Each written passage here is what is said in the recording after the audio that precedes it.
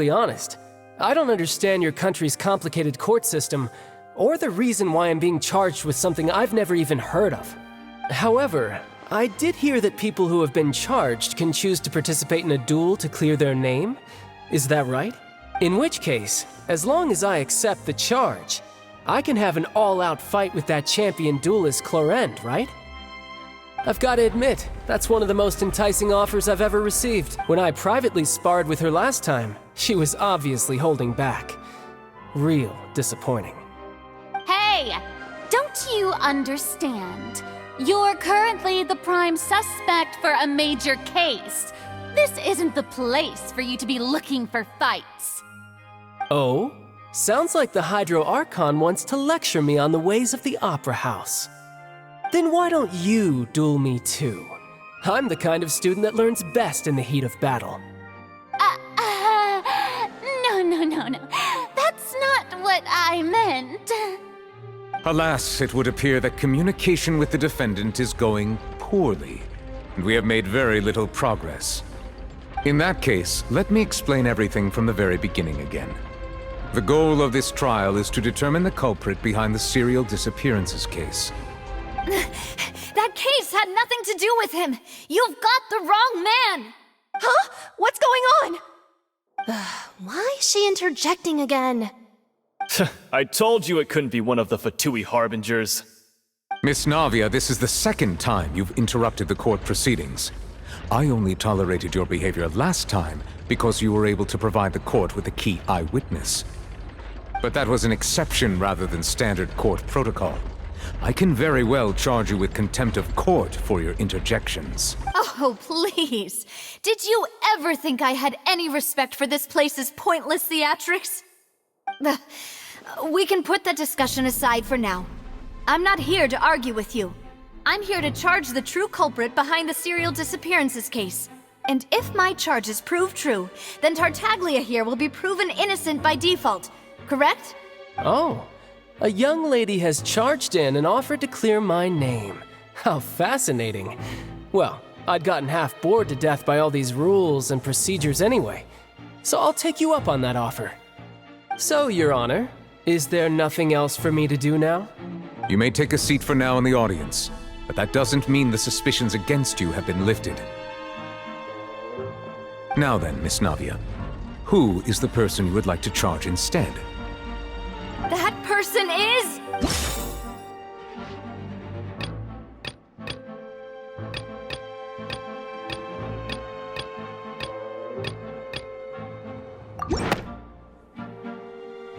Marcel, the head of Confrérie of Cabrières! Huh? What confrérie? Never heard of them in my life. I've heard of them, but weren't they Spina di Rosula's sister organization? Oh, is this going to be a friends to enemies type situation? Please let me remind you, Miss Navia, that charging someone is an incredibly serious matter. Committing to the charge also means taking on the legal responsibilities associated. And if the charge fails, depending on the circumstances, you may also be charged with the crime of making a false accusation. Knowing this, do you still wish to charge this man? Yes, I do. In that case, I declare the charge to be valid. Miss Navia and attorneys, please take your places on the court. Members of the guards, please contact Mr. Marcel right away so that he may stand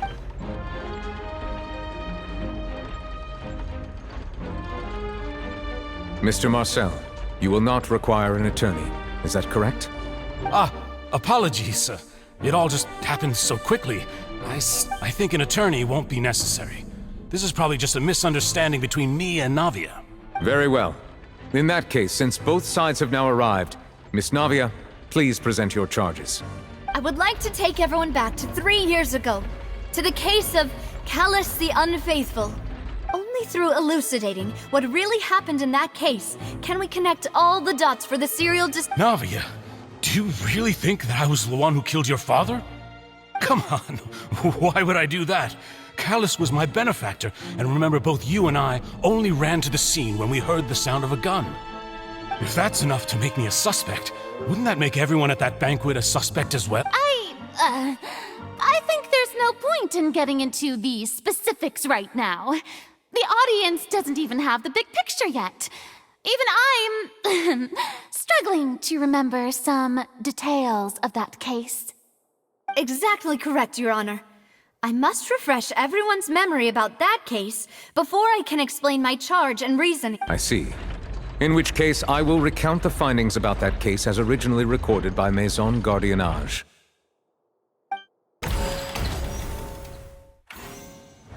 On the day of the murder, Spina di Rosula hosted a large banquet in a countryside estate owned by the Confrérie of Cabrières. During the banquet, all attending guests heard 2 gunshots from the courtyard. When the guests arrived at the scene, they found the primary suspect, Callus, holding a gun, while his acquaintance Jacques lay dead from a gunshot wound. The guards' investigation did not recover any other firearms from the scene. As a result, they concluded the suspect did not dispute this conclusion, and also declined to defend himself in court. Callus was defeated by champion duelist Clarande in the ensuing duel, and soon succumbed to the injuries. These are the known facts about the case. The one with the motive to kill was Jacques, not my father. And even so, Jacques still had no reason to pull the... In truth, the third person shot Jacques first, and was shot in turn by my father when my father seized the gun from him. After that, the true culprit turned the third person into water, erasing all traces of him from the scene. Thank you for the summary, Your Honor. Of course, the guard's conclusion appeared quite sensible to us at the time. However, we should revisit the case now that we've gained new information about the abilities of water from the primordial sea.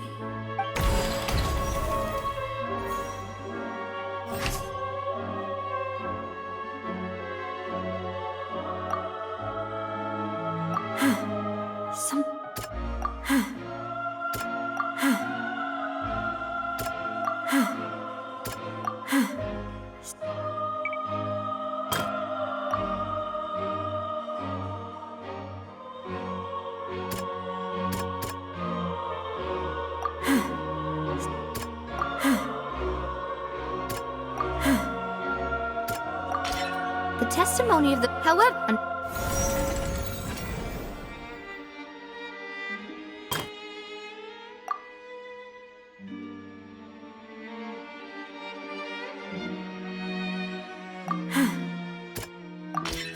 This assassin... A pile of clothing, but now, since... Realizing this, the true culprit caused the hired assassin to dissolve into water, leading everyone to believe Callus was responsible for Jacques' murder. This is the true version of events.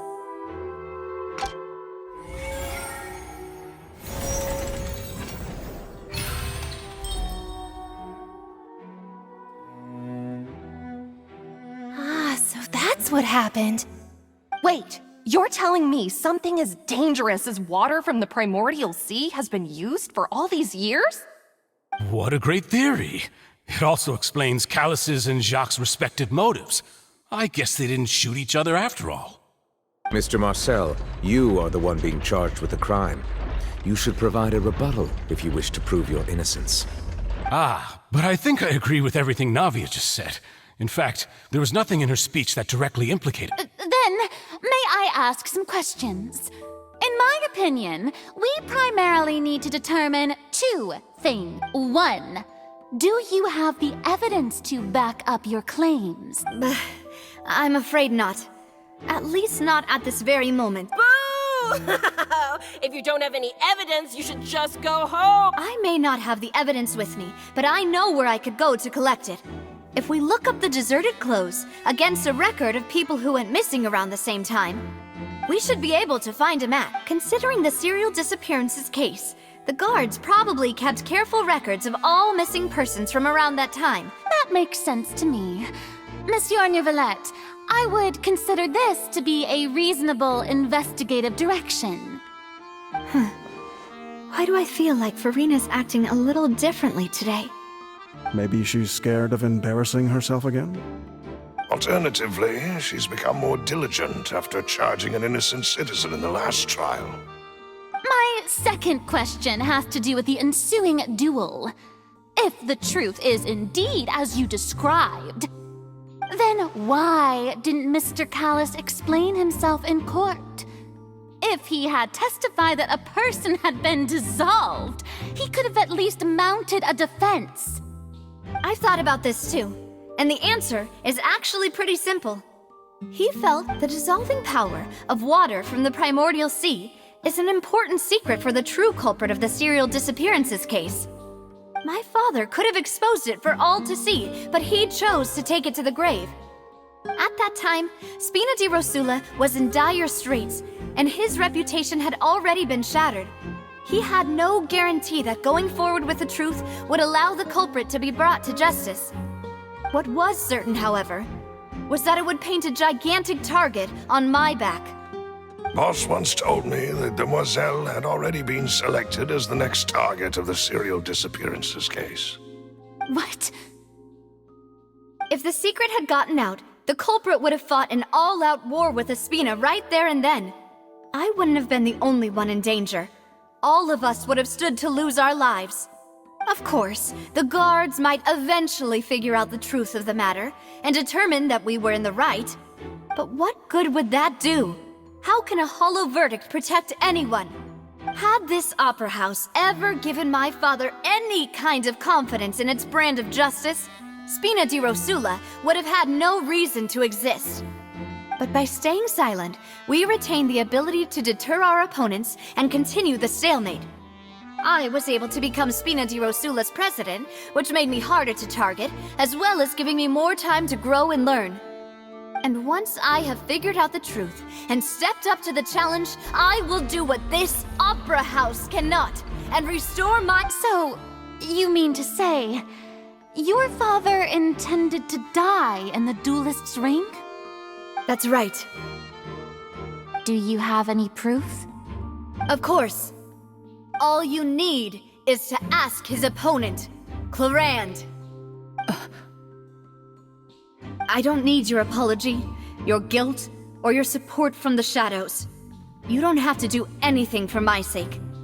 But since he entrusted his will to you, Clorinde, you should tell us the truth about his sacrifice. So, during the duel, did you— Yes, I did. As a champion duelist, I've fought many battles and taken a countless number of dishonored lives. In my line of work, I've seen all kinds of people give their all for the faintest hope to continue living. Some were determined, others passionate, and some even manic and twisted. Just one look and I can tell if a duelist is hoping to live or if they're looking to die. I hereby swear on my name and honor as a champion duelist that Mr. Callus never intended to leave the ring alive.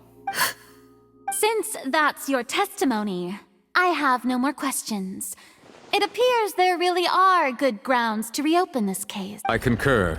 However, Miss Navia, you still have not explained the link between your father's case and the serial disappearances case. Right? What she said was fascinating, but kind of beside the point. Wait, weren't they just talking about the serial disappearances case? Of course, Your Honor.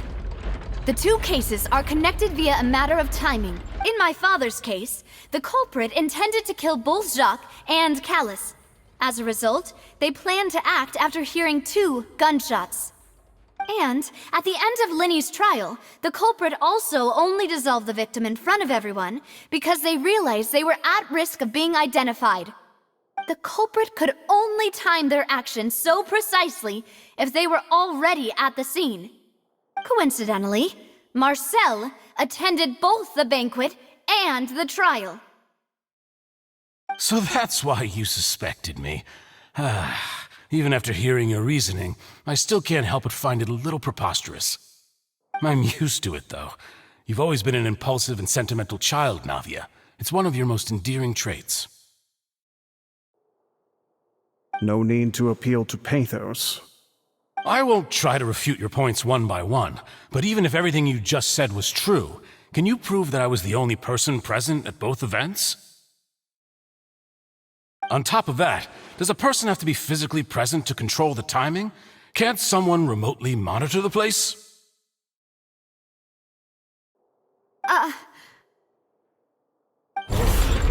know what she can say to that. I know that even with that, you might still think you can reduce the list of suspects with some further investigations until I'm the only one left on the list. Alas, who won't feel at least a little hurt by an accusation of murder from a girl you see as your own daughter? But if I were to dismiss this completely, you'd also think I'm not being considerate of your feelings. How? Do you know what the biggest flaw in your reasoning is? I suppose you're gonna tell me anyway. It's timing again. I'm a businessman by trade. From that, in addition, but... I do No, it's not. Is there and you can also take a look at my border entry records. Or could those records and testimonies do something to appease the unspeakable anguish in your heart? Seems like she got the wrong guy. At this rate, Navia will be convicted for falsely accusing him. I think you've done a superb job of dissecting him, but aren't you going against all of his wishes and expectations right now? He wished for you to become more rational, collected, and conscientious, instead of dwelling only on your own feelings. Once you've learned to be more considerate of others' feelings, and to stop rushing headlong into things, you'd have met most of his expectations. This isn't just about me, and it never has been. The biggest difference between me and the rest of the victims is that I still have the ability to search for the truth, while that same agency has long been taken from them. The people whose families were destroyed by synth abuse, the people who lost their loved ones to the serial disappearances, many people's images are flashing before my eyes. I'm sure some are coming to those. And whose image do you see, Marcel? Is it a man named Vacher? Oh, so you do know that name. I'm merely surprised you'd suddenly say the name of someone I've never even heard of. I was waiting for you to say that.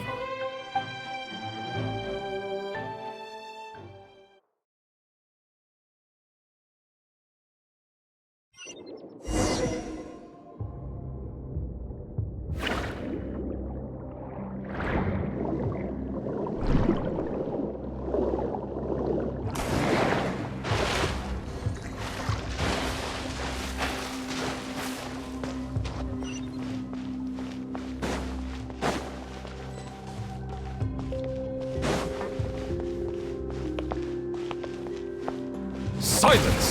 Settle down!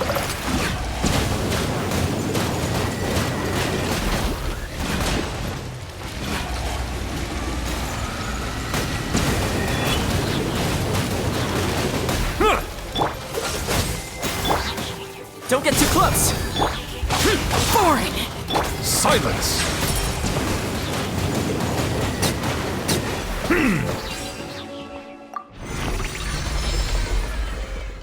Whoa!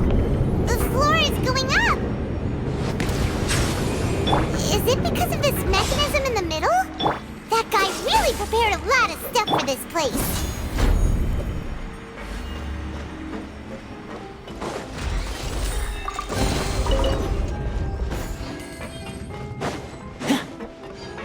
Paimon thinks we need to go up, but Paimon doesn't see a way. Let's take a look around. Maybe we'll find a hidden mechanism that'll show us the way up.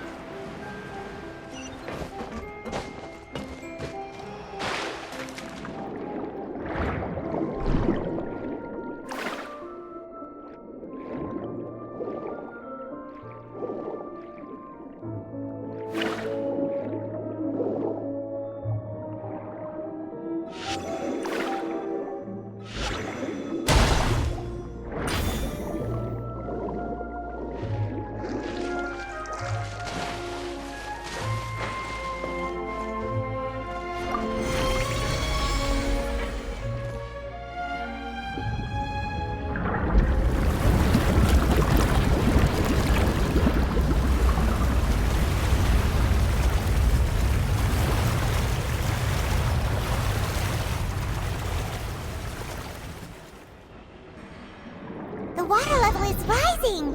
Now we can swim to the top! But this is still a ways away from where we need to go.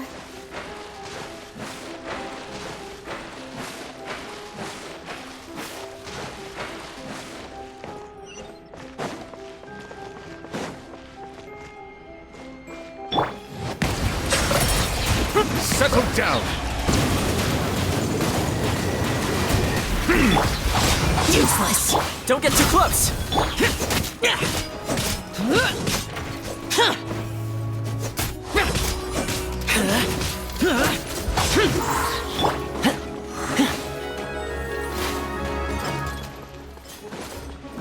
Fire it up! Boring! Bow your head. Silence! Don't get too close!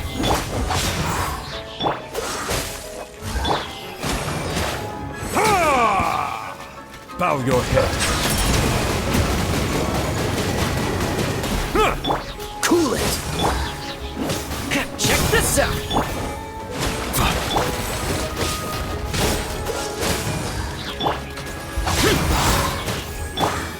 Settle down!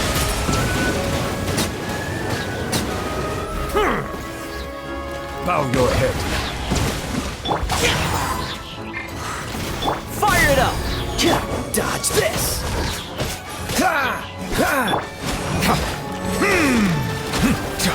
Settle down!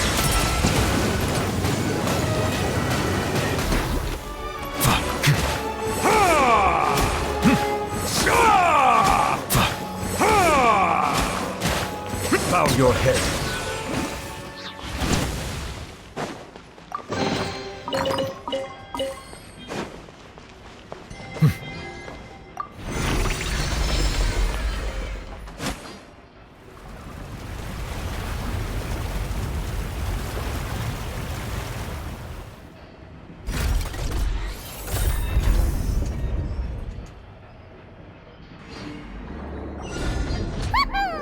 Now the path is clear! Let's go!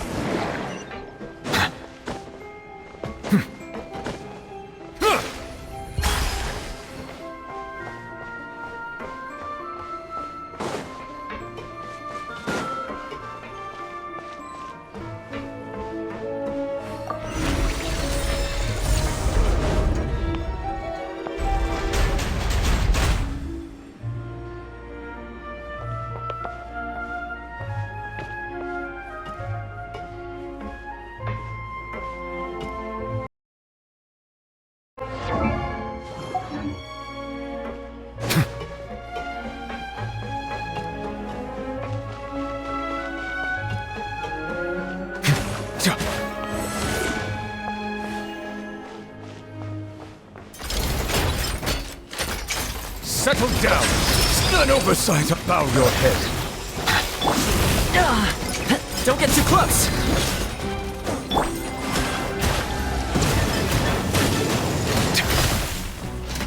Be sanctified. Silence!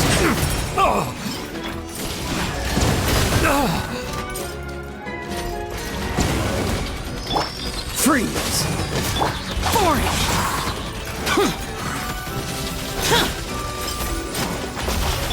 Settle down! Cool it! Fire it up!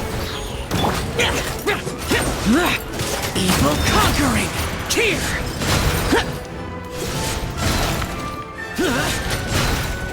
Here! Worthless!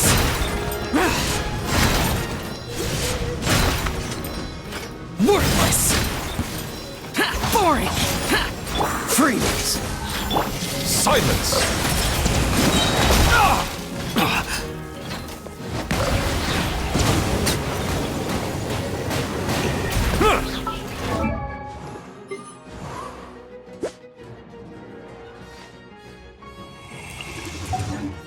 Let the mighty be humbled!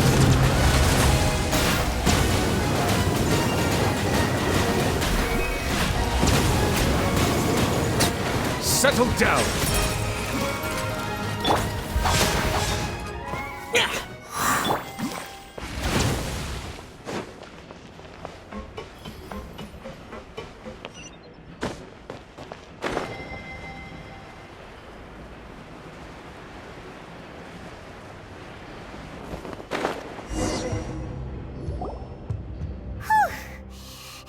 Though, as expected, the mastermind isn't here. That's right. Then let's hurry up and find some evidence so we can get back to the Opera House and help Navia!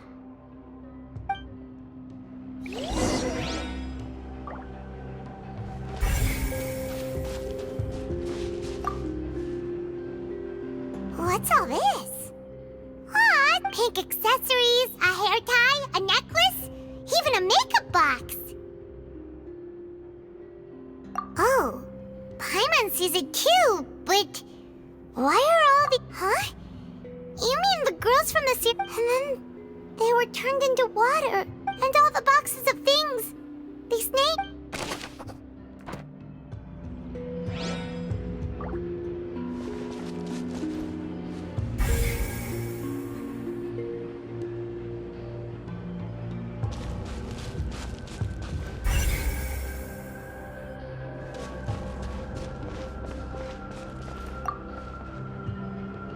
What's this over here? Looks like some kind of place for research. Experiment number 16 aims to verify Jacob Ingold's research conclusions on the primordial sea and use his theory as a foundation to achieve a breakthrough. The experiment was a failure. No individual managed to resurface from the water from the primordial sea. Female specimens 22, 20... Sorry, Traveler. Paimon will try her best. It's just that Paimon's never... How can someone write something that terrible in such a matter-of-fact tone? You read the rest. Paimon's too scared to keep going. So that's... Wait, did he really think he'd be able to find a way just by dissolving people over and over? That's just Huh? Isn't that the name you heard by the fountain? Paimon thought he was an eyewitness in the serial disappearances case. You mean Vacher is the one who did all of these... experiments? So that's it! Vacher was no victim, but personally took his lover and... No, that's not it either! If that's the case, why would he want people to resurface from the water? In any case, Paimon will write it all down.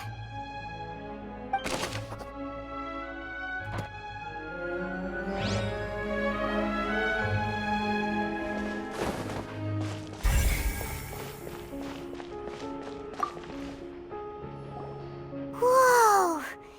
There's so much synth here! And so many bottles of ingredients that probably just contain the waters of the primordial sea. Mixing in progress, ready to drink, stock sample? They've also got all the synth pretty clearly labeled. Whoa, there's even fruit-flavored synth? Yep, it's super obvious.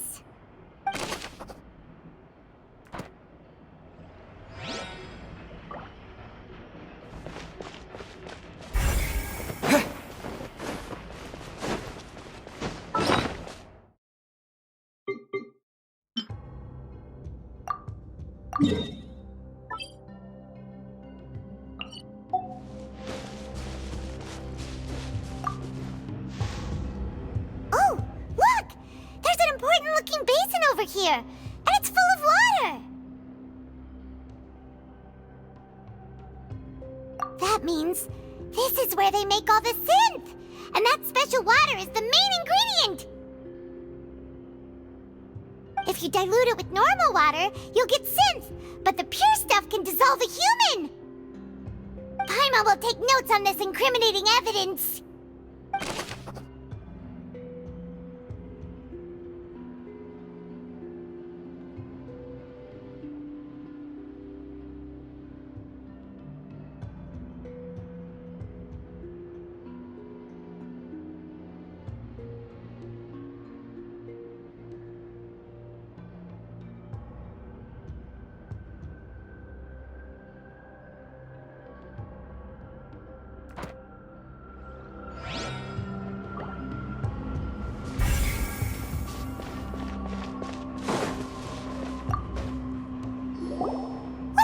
what's written here. Nothing escapes Detective Paimon's eyes.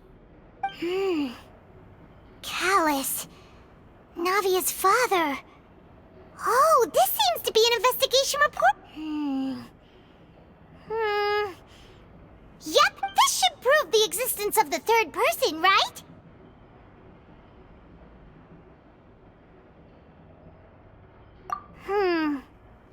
We still have not determined the old dog's a real menace to deal with. He can act when I concur. Let's send... Oh, seems like we've got a bunch of correspondence between the higher-ups. They're all just so evil.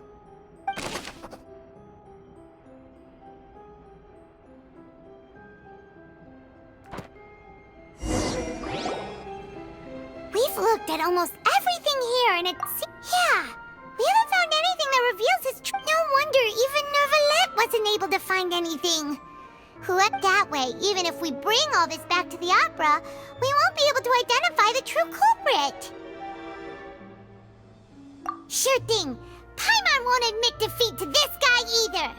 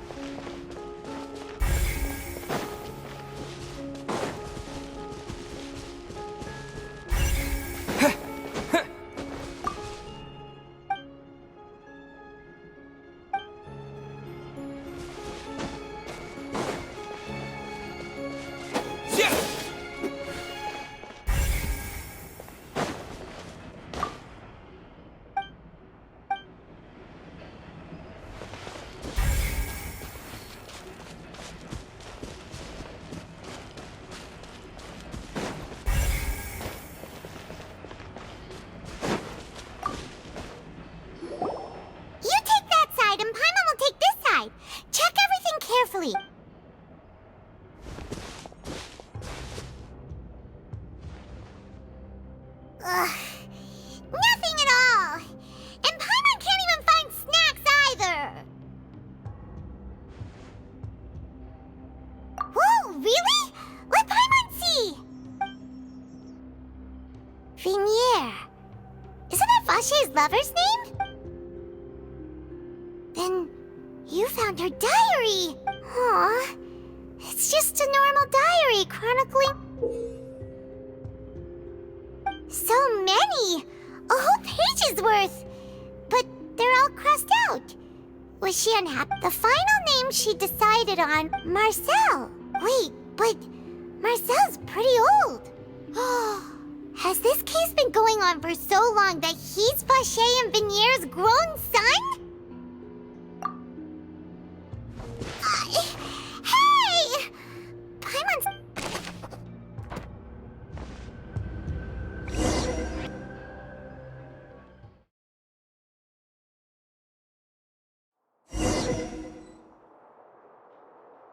And whose image? Is it a man named Vache? Oh, so you do know that name.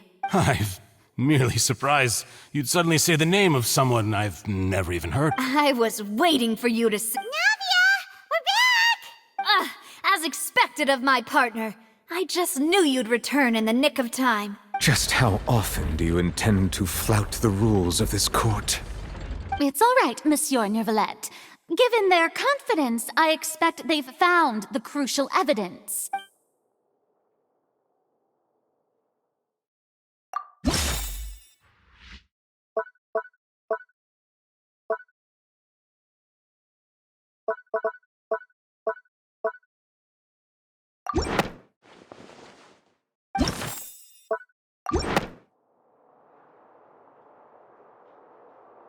But the truth of it, Marcel, is that you've always been Vache.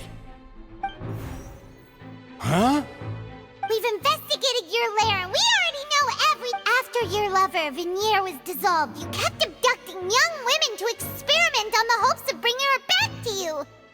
You even created Marcel as a new identity and destroyed all records of your past as So that's it. Even the villains in opera performances rarely go that far. And with that, Marcel's motive has now been established. This information regarding your past also dismantles your prior timing defense.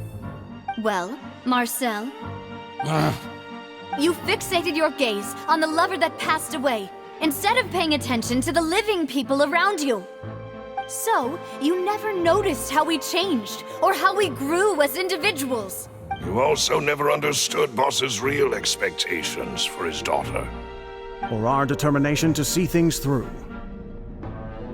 Your determination. Mr. Marcel, please speak up now if you would like to defend yourself. Otherwise, the trial will move on to the next stage. Do you really think I wanted to do any of this? Pay attention to you? What for? Have you ever paid attention to me? Ever empathized with my pain? Ever known how it feels to watch the love of your life dissolve right in front of your eyes? No one helped me. No one even believed me. All those decades ago, even the officers from the Maison Gardiennage were laughing at me. They said there's no way a human being can turn into water. So I must have gone mad from grief. Vignère's death was brushed away by all of you as if it didn't matter at all.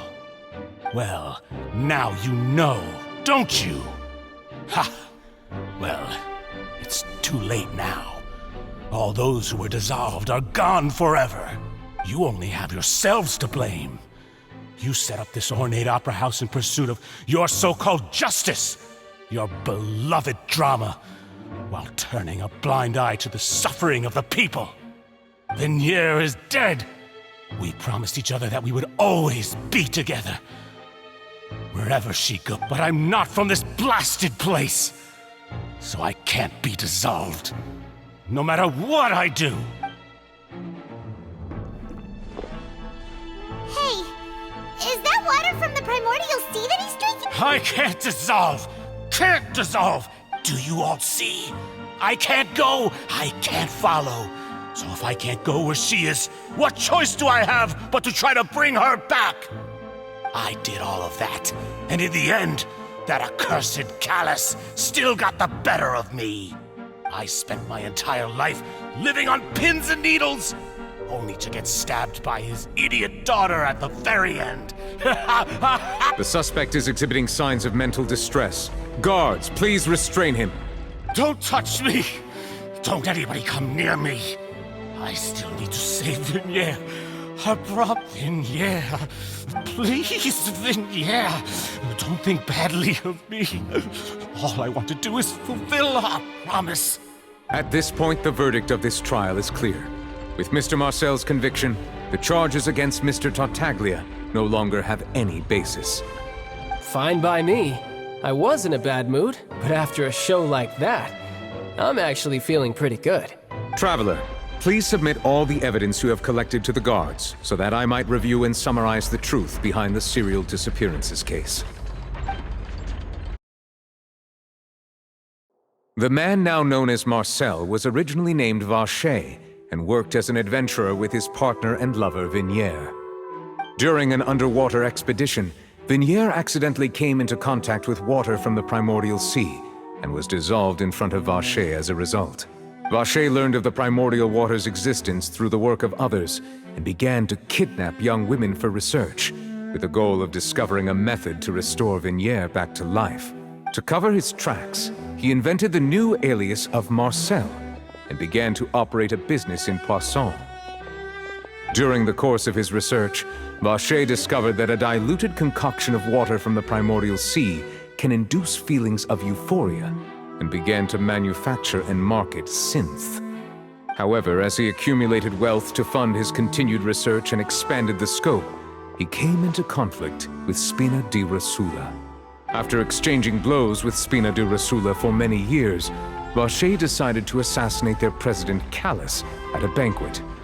Although the assassination did not go as Vacher expected, he was able to turn Callus into the murder suspect by dissolving the assassin he sent to the scene.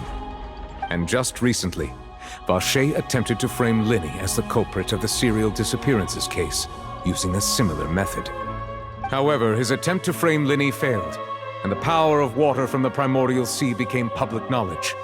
This case also thus concludes the enigmatic history of the serial disappearances case, with the truth revealed to all.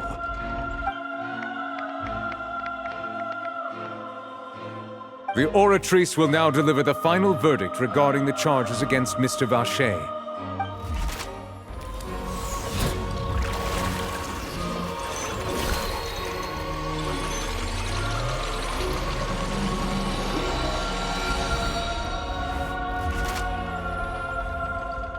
According to the judgment of the Oratrice Mécanique d'Analyse Cardinale, Mr. Vacher is guilty. Guards! Take... Good. It's what he deserves. With that, the serial disappearances case is over now. We really just witnessed history. Who would have thought the true culprit would be such a polite and well-spoken guy? Yippee! We helped Navia bring the bad guy to justice! He's hurt so many innocent people and now he's finally getting what he deserves! Huh? Are you okay? Demoiselle, you were absolutely brilliant. The day our late boss had always hoped for has finally come. You can rest easy now, knowing justice has been served. Yeah. It's finally over. It's all thanks to you guys. And my partner. See, Papa? Spina di Rosula's still doing well with me at the helm. Well now, hasn't this been a most delicious piece of drama? The villain has been caught, justice has been served, past wrongs have been righted, and it's a big ol' happy ending. Since it's been such a great show, I'll just let the false accusations against me slide. Either way, I've still got some business to attend to. Please wait just one moment, Mr. Tartaglia. Ugh, what now? None of this has anything to do with me. According to court protocol, since this trial was initiated due to a charge against you, a verdict must also be made regarding the initial charge before the trial can conclude. Oh, come on. Is this really necessary? Haven't you already caught the real criminal? Isn't it time for side characters like me to exit stage left? Please respect the laws of Fontaine. This has always been the rule. All right, but this sure is a lot of hassle. All I need to do is stand over there, right? Let's just get this over with. Through evidence presented in the public trial that was just held, it has been established that Mr. Tartaglia has no direct connection to the serial disappearances case. The guilty party has been identified, and thus it is logical to suppose Mr. Tartaglia is in it. We now turn to the Oratrice Mécanique d'Analyse Cardinale to render the final verdict on the charges.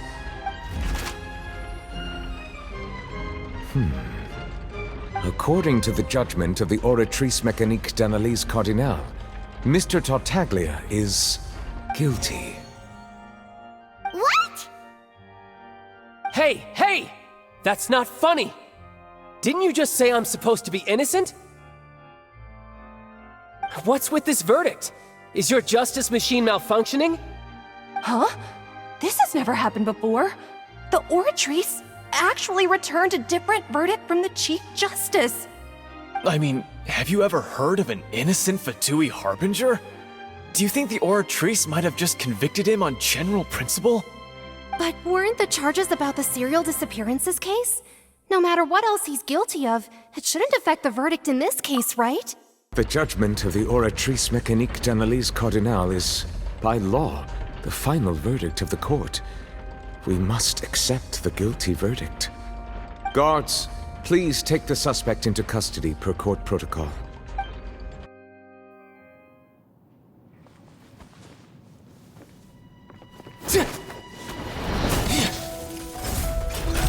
So this is how justice is done in Fontaine.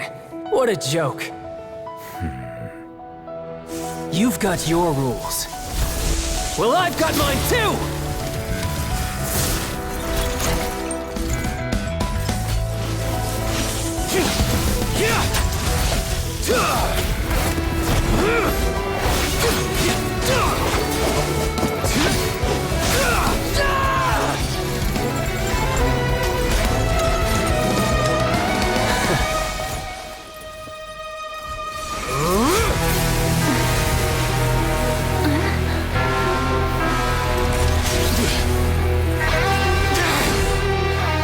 He's activating his spell legacy!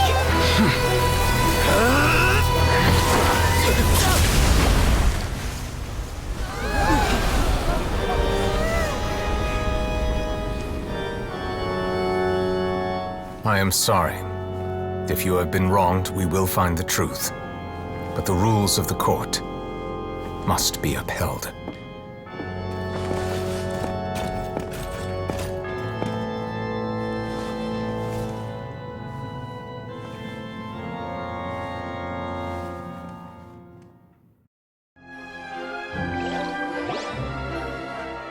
Hey, Monsieur Neuvillette, what's going on? Shouldn't they have been cleared already? Apologies. This is also the first time I've encountered such a situation. However, according to the rules established at the conception of Fontaine's court system, the Oratrice's judgment is the final verdict of the court. All I do is follow court procedure. As for why the Oratrice arrived at the conclusion it did, you should probably ask someone more knowledgeable than me. Why are you looking at me? I had nothing to do with it! I don't know what happened there either! Hey! What does Lady Farina mean by that? She says she has no idea either, but that's impossible. Didn't she create the Oratrice herself? Yeah, so are the verdicts reliable or not? Can results like this really be called justice?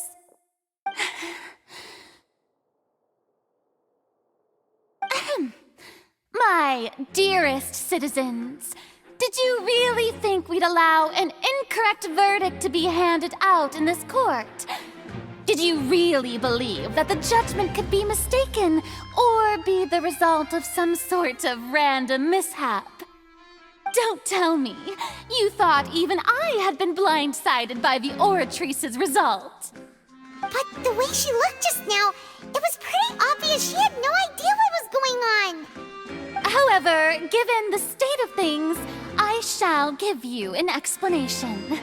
Everything that just took place, including my supposed shock and bafflement, was a part of an elaborate performance, with every action meant to stir up drama and excitement.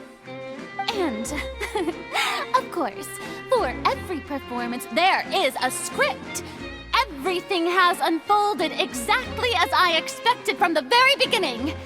As the embodiment of the very concept of justice, the Oratrice shall never render an arbitrary judgment! If you thought Child had nothing to do with the serial disappearances case, it is only because you've been blinded by the superficial appearance of innocence. Everything he's done, not to mention the danger he poses, are beyond ordinary comprehension and completely unforgivable! All shall be revealed in time. You will come to understand my noble intentions, as well as the absolute correctness of the Oratrice's verdict.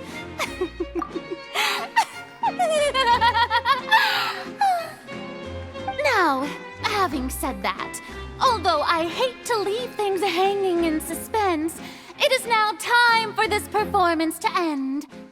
As the lead actress, I shall be the first to take my leave. Toodaloo! So she chose to make her escape after all, did she?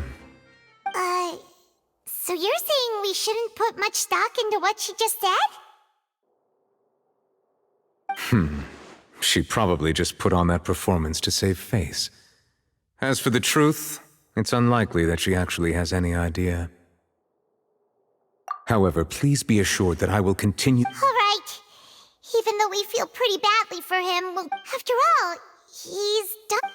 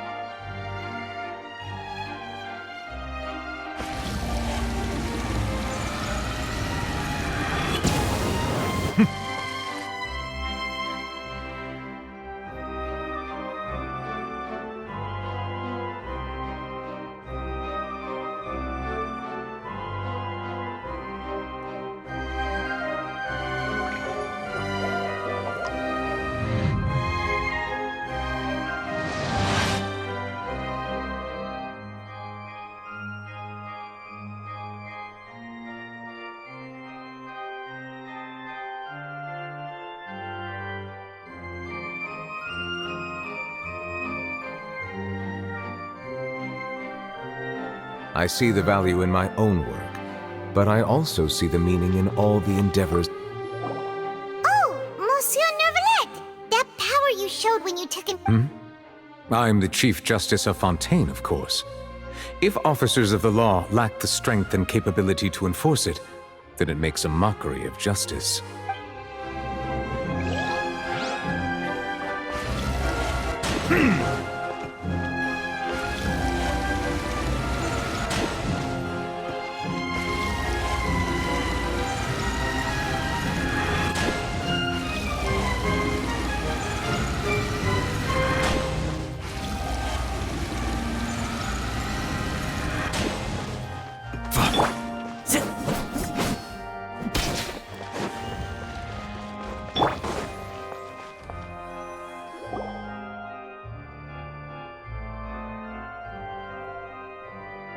Hey, what are you doing? Quick, stop him! Traveler! Hey!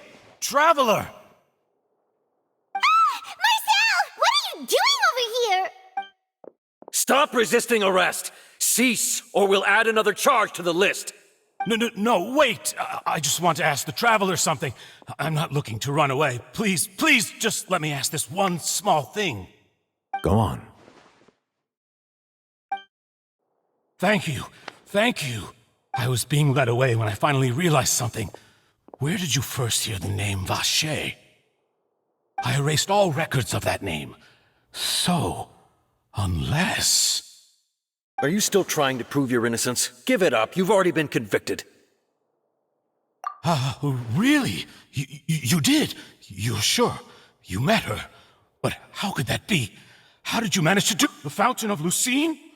Then she's been so close to me all along. Please give me a chance to talk to her again. Just let the Traveler take me to the fountain to see her one last time. This is the last request I'll ever make in my life. You can do whatever you want to me afterwards. I don't care. What? Give an inch and you want to take a mile? Do you think serial killers get to make requests like that? Paimon agrees!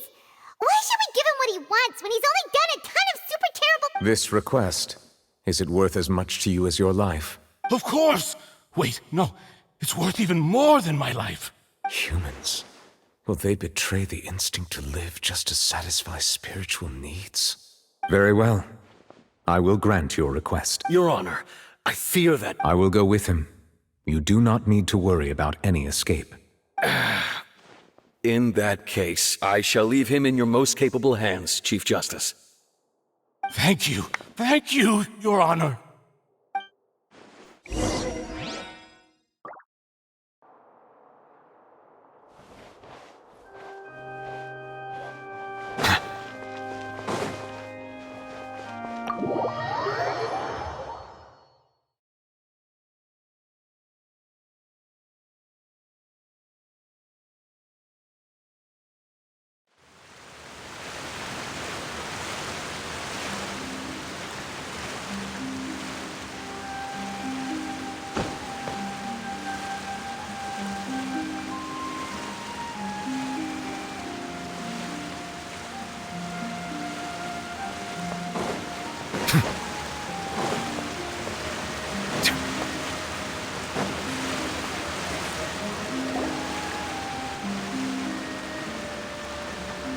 Is this the place? You said she's here, but what do I need to do to see her?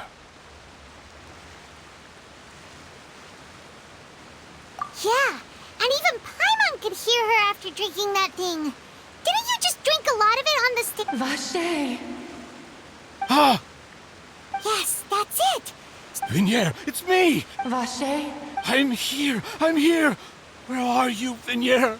I'm coming for you. I'm finally here for you. Hey, wait! Be careful! Vignier, is that you? It's me, Vache! Vache? Why did you come? Didn't I say? You don't need to look for me. You look a lot older than I remember. How long has it been? It's been more than 20 years. I've suffered for over 20 years since the day you left. All this time, only the thought of bringing you back has kept me alive. Nothing else mattered to me. I must be dreaming. Who would have thought I'd get the chance to tell you all of my... Vignier, you are my everything. I really don't know how I could live without you.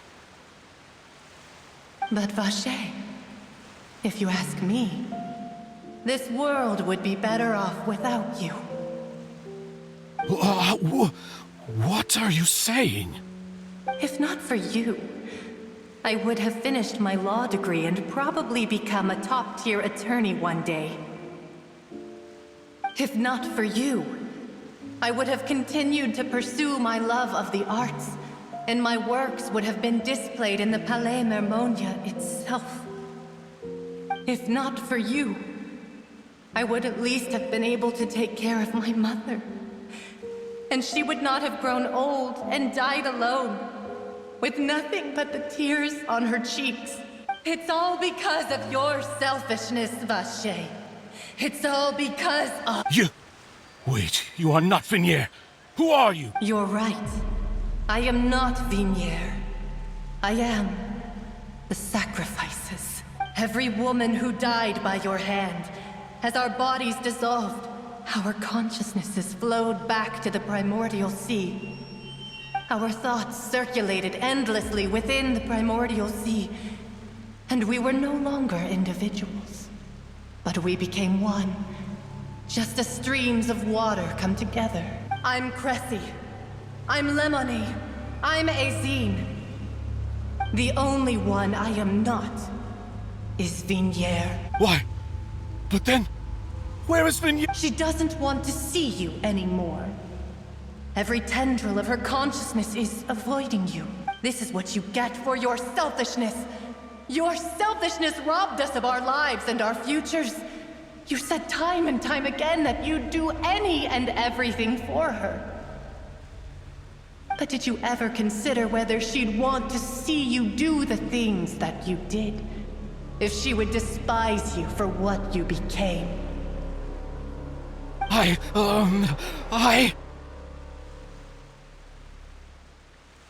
You are a liar, a heartless murderer, and a cowardly narcissist. The only thing you are not is Vignier's beloved. From the moment your first victim died and her consciousness merged with Vignier's, she has had nothing but...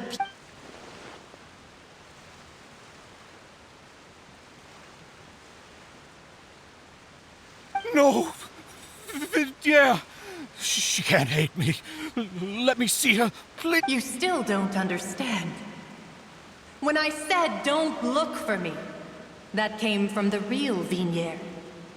She really does. But on top of that, she also said... She said that because she knew that if you did come here, we will show no mercy to you. Vache. Vache? Vache? Vache. Vache. Vache. Vache. Drown.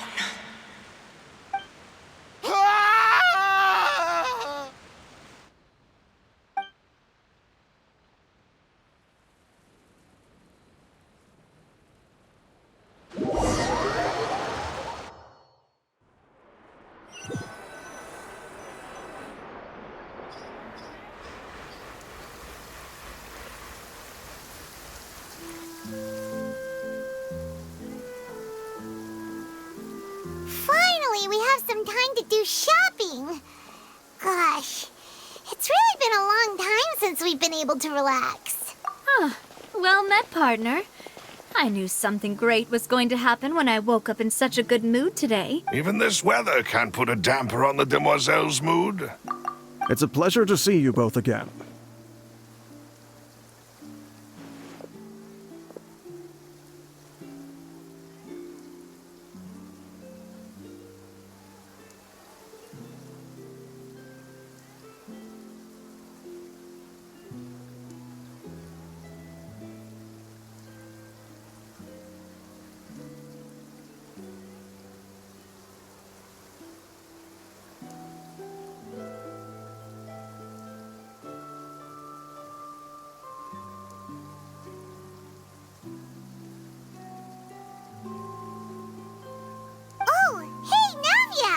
It's been a few days. Paimon's already started to miss you.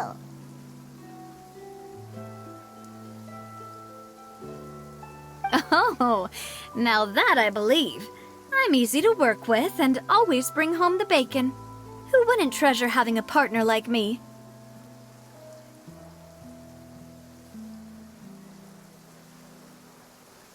Sounds like you're really enjoying life these days, Navia. What have you been busy with since the trial?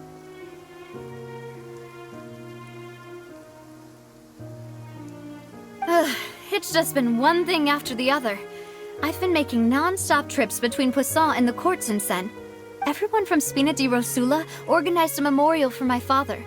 We never held a memorial when he first died, since everyone knew that even if we held one back then, no one was going to come.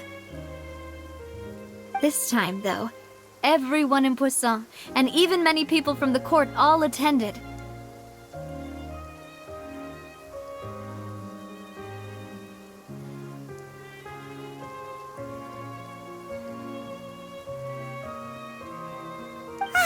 So his name's definitely been cleared now. That's what we like to hear.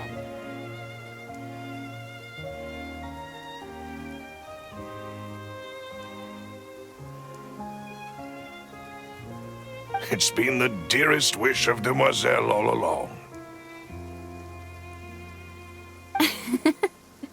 That blasted stubborn fool. Oh, by the way, I ran into Charlotte just after I left the memorial service.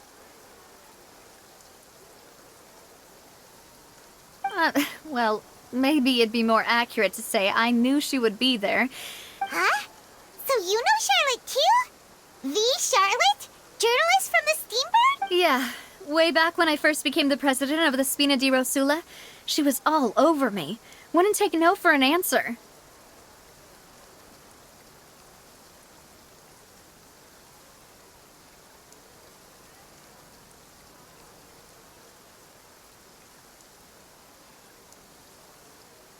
I believe the story was called The... To be fair, though, it was a really flattering feature. So, we've been on pretty good terms ever since. She was trying to lean on our friendship to get me to do an exclusive piece on the serial disappearances case. Oh yeah, she told us about that. She's always been super interested in that case, so now her wish has finally come true too. Anyway, I told her to make sure that when she writes about you guys entering the opera house with the critical evidence, that you both sound really cool. Now that's another thing to look forward to. We trust Charlotte's skills with a pen for sure. Oh, and in other news, I also took Clarande out for a meal. Oh, are you two on better terms now? While you were investigating Vaché's headquarters, Clarande gave testimony on my father's behalf. It was thanks to her that we were able to turn the tide.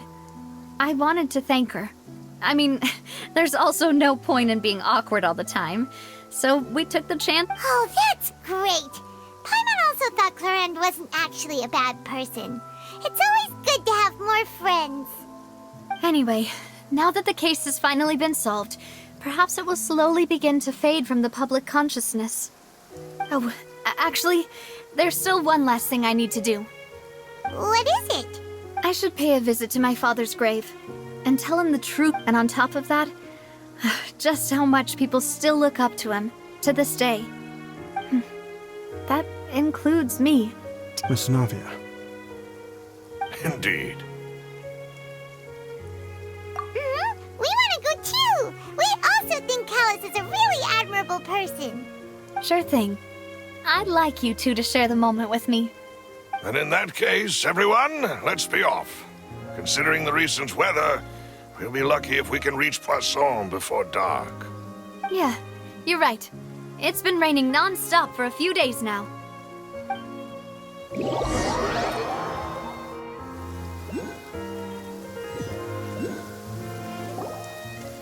Huh. This is where my father's grave is. Huh? There's someone there already. Hmm? Isn't that Neuvillette? Why would the Chief Justice be here? Huh? Navi? My apologies. I should have asked before coming to pay my respects. Don't say that. Sorry about that. Oh, I was trying to say there's no need. I wanted to show my father how much I've grown. But still, I doubt I've grown to the point that even the Chief Justice would feel compelled to apologize to me over and over. In that case, I will stop apologizing. You really could use some pointers on understanding human emotions, Monsieur Neuvillette. In any case, why did you come to Poisson? Well, ever since that day, I've been turning a question over and over in my head. There was once a time when I didn't want to believe that there could be anything more important to humans than life itself. Oh, rather than that, it's probably more truthful to say I didn't believe humans were capable of resisting the most basic instinct of living things. That they could rebel against their own nature, or consider... Which is also why I didn't stop your father from beginning that fateful duel. I believed that a truly innocent man would never throw away his life like that. That there was nothing, should have been nothing more important than one's own continued survival. But Mr. Callus proved me utterly and decisively wrong. If not for his sacrifice, the serial disappearances case would have remained unsolved to this day. Mr. Callus made the choice he did for his daughter, for his associates, and for many people completely unrelated to him. And in the end, from a certain perspective, one could say that he did it all for the sake of justice. A justice that's higher than life itself. So, you asked me why I came here. I just wanted to say my apologies to Mr. Callus in person. I should have noticed this regret has filled me with a sadness that has haunted me for days. That high and mighty chair in the Opera Epiclese indeed insulates one from many important things. Spina di Rosula, thank you so much for your hard work and perseverance. I'm sorry for being mad at you before. So, you're actually one of those types that's cold on the outside, but pretty thoughtful on the inside, huh? That reminds me of Silver, one of my guys. Sorry about that. Self-expression is not one of my strong suits. Didn't I just say you don't need to apologize? Ah, so Navia and Neuvillette seem to have made their peace as well. Let's not disturb them for now. We can wait till after they're done.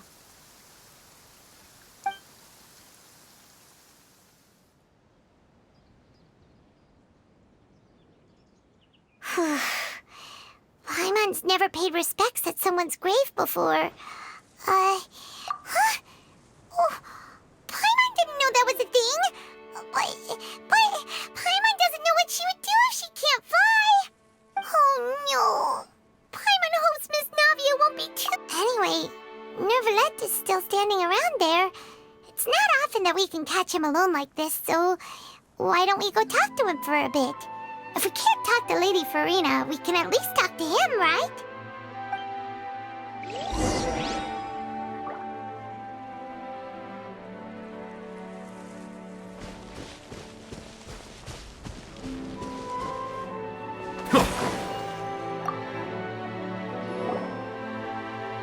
Oh, it's you two.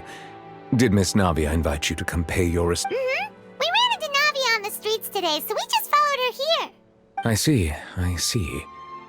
Then is there something... Well, it's pretty hard to run into you like this since you're usually super busy. So we figured we could try to ask you a few questions, if that's okay. Please feel free. Though outsiders, you helped us solve one of the greatest mysteries in Fontaine, and it would be my pleasure to return the favor.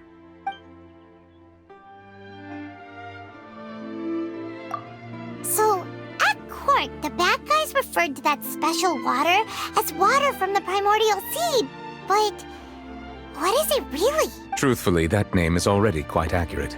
I can only surmise that Vacher and his ilk only learned of its nature and existence after extensive research. There used to be a special sea on the surface of this planet. The nature of its seawater was rather different from that of the sea we know today. Most of Teyvat's life forms were first born in that special sea. You could say it nurtured much of the life on this planet. Huh. So it really was where everything began. It makes sense to call it primordial then. But today, the primordial sea no longer exists on the planet's surface. What Vacher discovered must have been some kind of special case, or a remnant from a truly ancient age. Huh. So that's how it is. Oh, you really know everything, Monsieur Neuvillette. Indeed. Why would the primordial sea, which was known to engender and nurture life, suddenly reverse itself and devour life instead? To be frank, that also doesn't match my understanding of this world and its laws. There must still be some unknown secrets around the people of this land.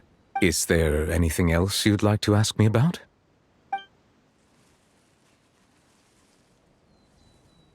That the sea levels will rise and everyone will be dissolved in water, leaving Furina crying alone on her throne, but the sins of the people will be finally washed away for good. Does that appropriately summarize the version you've heard? That's right! It was Lyney that told us back then. And that about covers all the main points. Yes, up to the present, I think we reached a point where we have no choice but to confront this prophecy directly. Rumors have it that this prophecy is rooted in the last words the former Hydro Archon left to the world before she passed away. A prophecy? Of the former Hydro Archon? Wow. This is the first time that we've ever heard of it. 2 parts of the prophecy have already proven correct.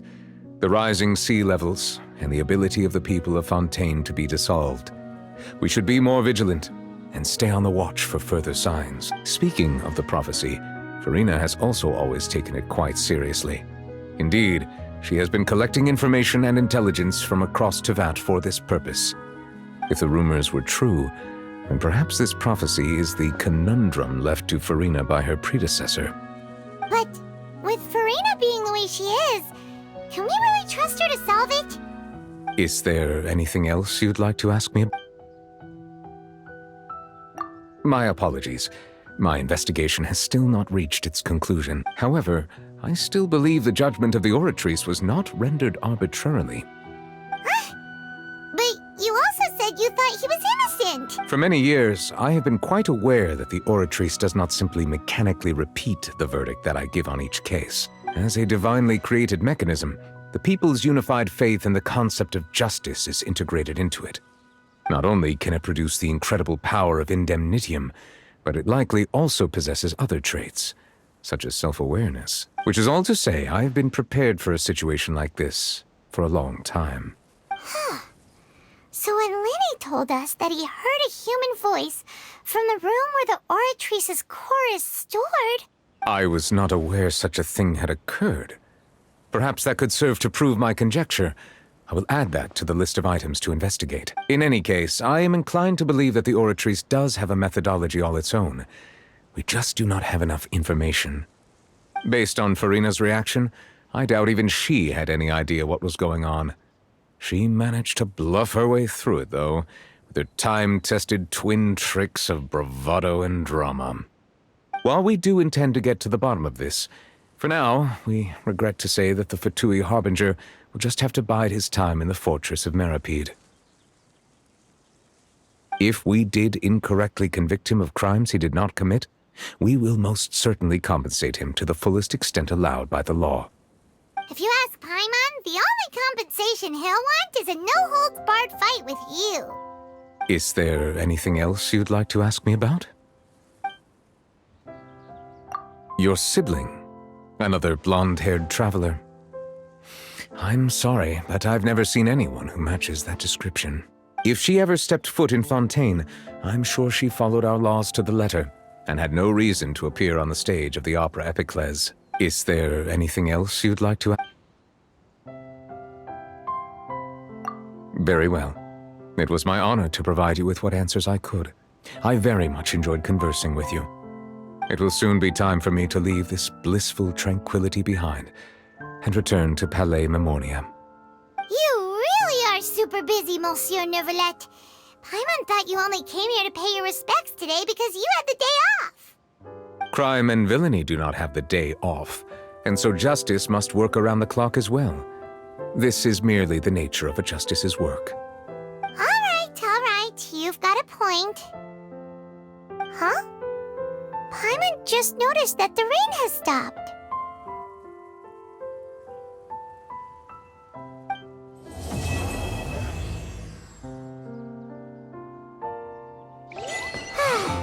You know, we've been walking around for a while now.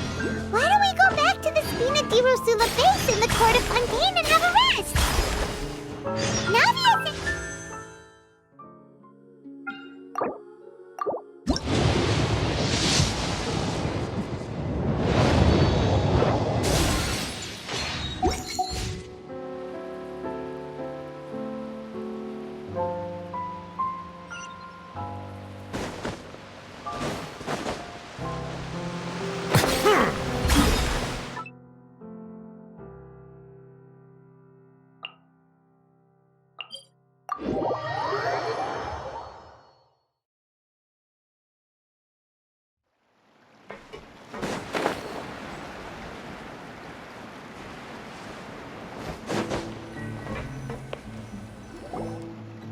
Yep, here's the room, and it's empty and waiting for us as promised.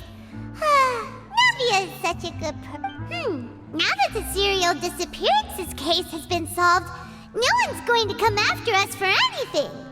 Even with... Why don't we stay and rest up here for a while? Even Machines and Fontaine need to... Oh, come on! This place isn't that bad. Besides, how often do we get to stay in an actual base? Oh, fine. Remember that detective story Paimon read before? Well, the author is about to release a new book, so Paimon wanted to buy it as soon as it came out and have a quiet place to read it. Yippee! Then it's agreed. Come on, let's get some sleep. We'll need to be up first thing in the morning to get in line and buy it.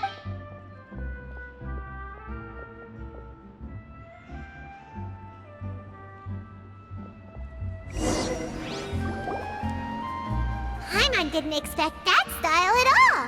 Even though it's a detective novel, it's also like no!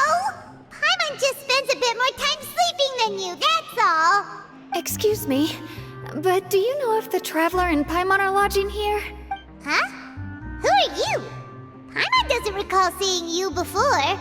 Wait, you're not here to give us trouble, are you? A blonde traveler and a chatty little fairy. Phew, looks like I found the place. Good thing I asked the Spina di Rosula. Seems they sent me the right way. Hey, what do you mean by chatty? Paimon's always careful not to talk too much. Most of the time, anyway. It's an honor to meet you both. I was sent from the Palais Mermonia. Monsieur Neuvillette wishes to see you. It seems he has something important to discuss in person. Neuvillette? He wants to see us again already? I am not privy to the details. It would be best if you came to the Palais Mermonia and asked Monsieur Neuvillette. If you say so, but... Paimon has a... Now that I've delivered the message, I'll take my... Thanks! We haven't left the room for a few days, so we'll head over once...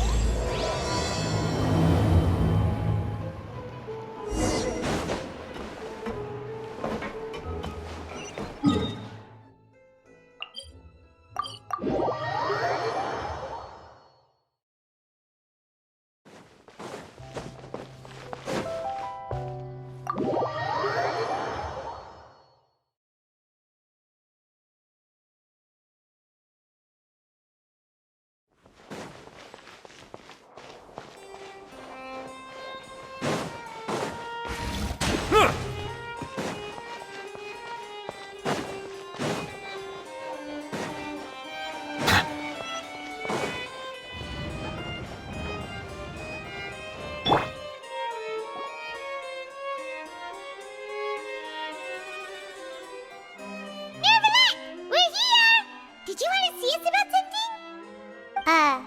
Huh? Why were you just standing there? Yes, I did send someone to fetch you. But as for what I'd like to discuss next, well, I still have some reservations. Given that we've already made the trip here, you should just tell us. Bet you need us to help you with something, right? I do indeed have something I'd like to ask you to do. However, you should wait until after I tell you the details, then decide for yourselves whether you'd like to help. The situation is this. If I'm understanding you correctly, the Snezhnayan Harbinger known as the Knave has essentially requested a diplomatic meeting with you, correct? I heard that she was originally from Fontaine, but for her to suddenly arrive here and abruptly request such a meeting like this, I sincerely advise you to refuse her invitation outright. I'm sure you're aware that her purpose is most likely related to Child's recent predicament. We convicted one of the Snezhnayan Harbingers in a court of law, but we have yet to provide any form of detailed report on the matter. This does indeed provide an opportunity for Snezhnaya to put pressure on us. I believe we should adopt an evasive stance until we can provide a proper explanation and have a preliminary plan on how to deal with the matter. No, we shouldn't. I think we should agree to the meeting. Oh? Well, you see, we are the ones that owe an explanation. If we keep putting off the meeting, it could easily result in the problem. It's like a fight between two friends. If they don't agree to see each other and talk in person, isn't it possible that the friendship could end entirely? Though diplomatic relations between Fontaine and Snezhnaya could be considered as friendly, it is only superficially so. It was just an analogy. And Moreover, even if we were to talk in person, if we don't have sufficient information prepared, it is quite possible the result wouldn't be restored relations, but a complete falling out. I don't think we should overthink those possibilities yet. Even if the logic of the divine is not immediately apparent, its wisdom will only be revealed with time. Besides, you'll be at the meeting. If any problems do pop up, you'll have no problem navigating them. I must clarify that interacting and communicating with people outside of court is not my cup of tea. It seems you think too much of me. But more importantly, when did I agree to join the meeting with you? You mean you won't come? No, that won't do. I can't go to the meeting alone. You have to accompany me. I must take you with me. Lady Furina, could there be something else regarding this matter that is being kept from me? No, not at all. Look, I am the Hydro-Archon of Fontaine, Focalor, the god of justice who is loved and adored by many. So I only hope that justice will be served in this matter. Don't overthink it. I'll go find someone to arrange the meeting.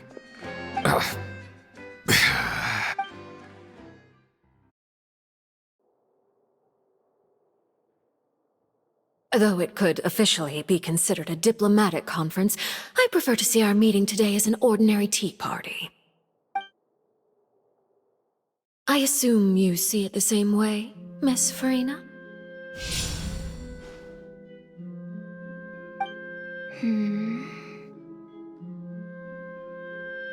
Lady Furina? Yes, that's right. Just like you said, a tea party. I should thank you for providing the pastries.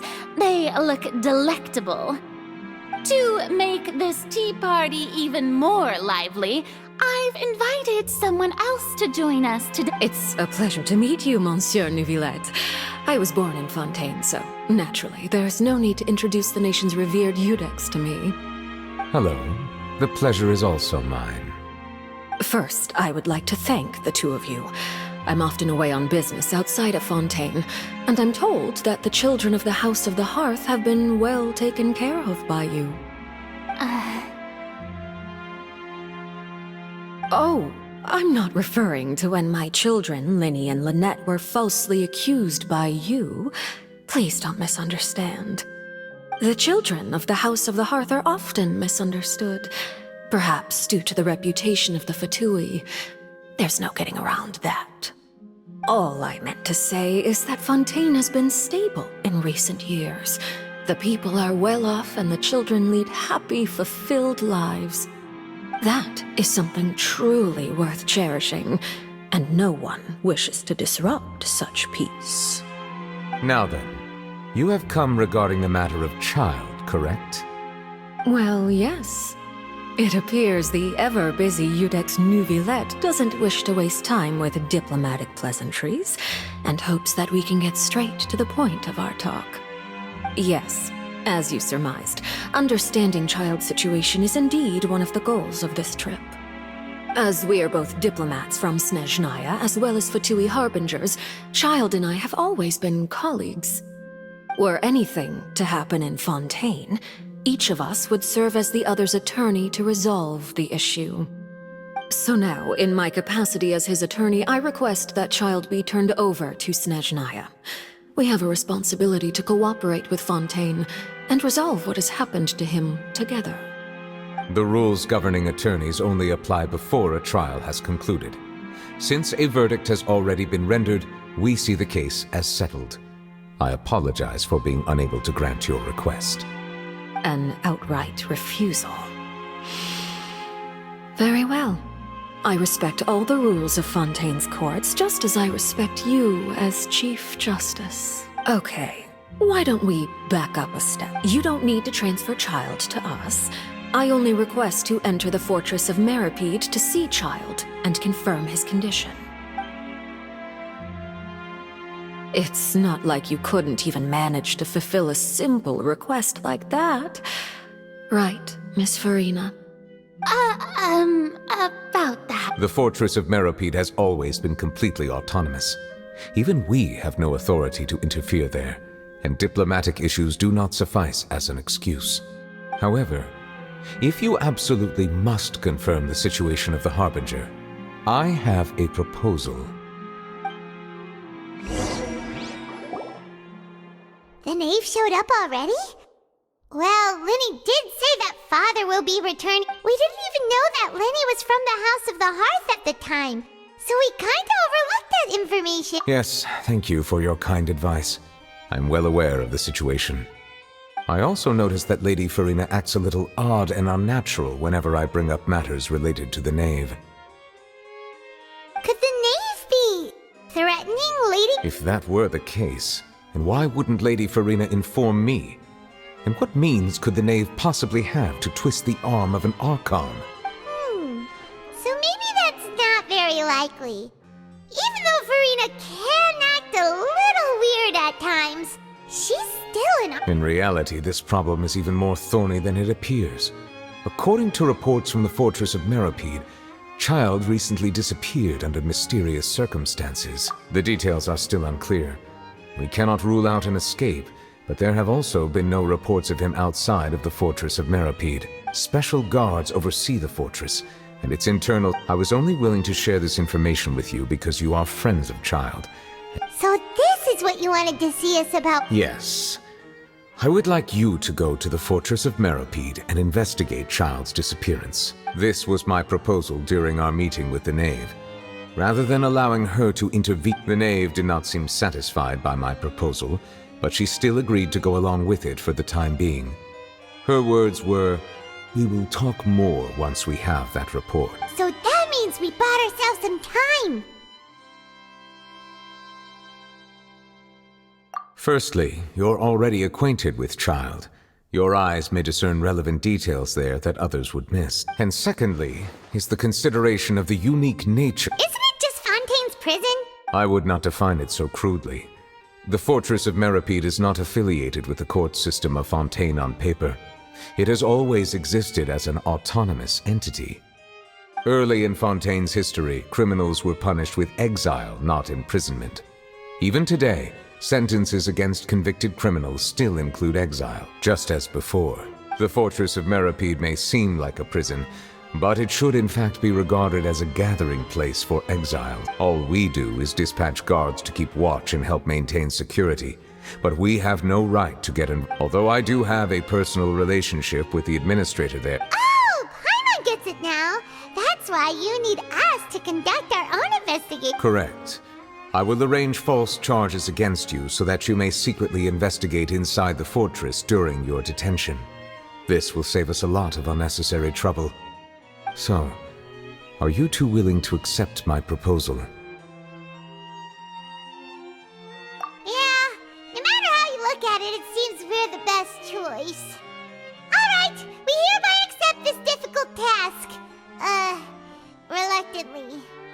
You two have my sincere thanks. We will rendezvous at the Fortress of Meropede's entrance on Erinius once you've prepared yourselves. I will arrange for someone to take you inside. Prepared ourselves? Perhaps you could enjoy a good meal and have a nice bath.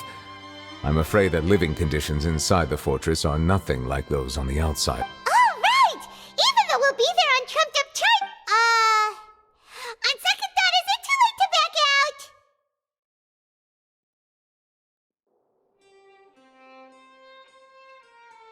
Please do not worry. Since you are sacrificing both your time and quality of life for the sake of delivering this report, you will be compensated according to the highest standards permitted to legal. Now that's more like it! Come on, Traveler, let's go eat the best meal we can find! Are you leaving now? In that case, please take this cake.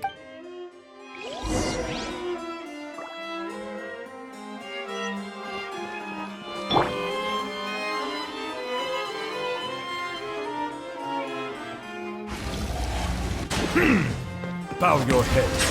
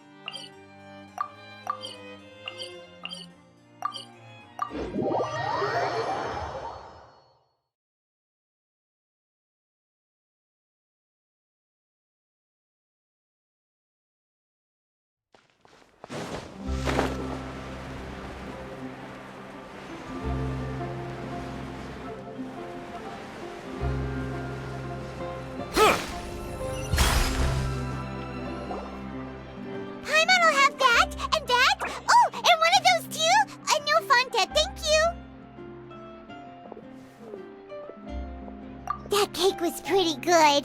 But as soon as Paimon remembered that we were about to go to prison, Paimon's stomach suddenly became completely empty. Now that Paimon thinks about it, we've always been super careful ever since we arrived in Fontaine. Just to avoid breaking any strange laws here. But here we are, about to willingly send ourselves off to the Fortress of Meropede. Maybe this is what they call fate.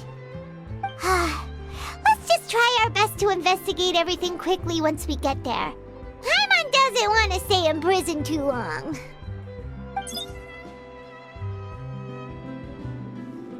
Oh, what is that I hear? Is it the taste of a breaking story? Hey! You can't hear a taste! And what are you doing here, Charlotte? Oh, don't remind me. I invited an eyewitness to a case to eat here, and I was planning to get some great material out of him. But he didn't even show up.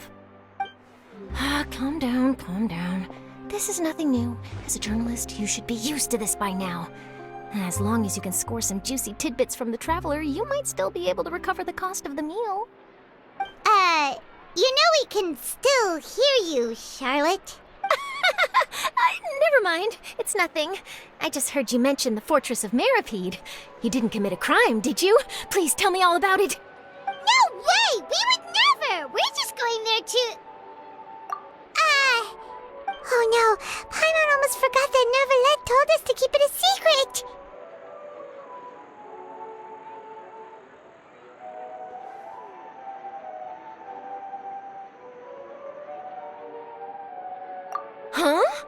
You're being arrested for... Oh. But now that I think about it, I suppose that's not completely unreasonable. That's pretty despicable. Almost as offensive as committing theft. You mean Paimon really did something that serious? Sorry, Paimon really messed up. Well, in that case, it's nothing particularly newsworthy after all. Oh, how disappointing. Oh, right. There's still a chance. Since you're going to be at the Fortress of Mirapede, would you be willing to help me gather some material for a story? About that, Oh, it's nothing difficult. All you have to do is think of a way to get some time face-to-face with the Warden of the Fortress. He was awarded the honorary title of Duke in Fontaine. Sounds really cool, huh? Only those who have made significant contributions to the nation have been conferred this title. It's incredible! On top of that, the Fortress of Mirapede has never been under the jurisdiction of the courts. Practically nobody, including journalists like me, knows anything about the person in charge there.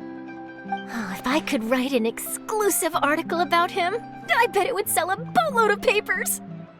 You make it sound easy, but it really depends. Of course, I wouldn't ask you to do it for free, so this meal is on me. Alright, you got a deal. We'll do anything you want. Then it's settled. The food should be here any second, right?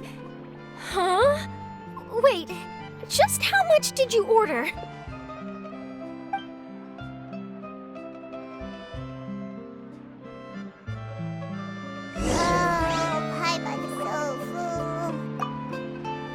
I had no idea you could eat so much.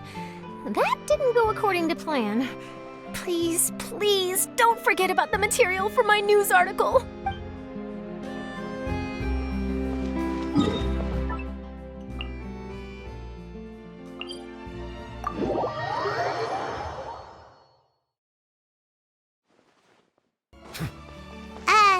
Wait. Paimon just said something really ominous, didn't she?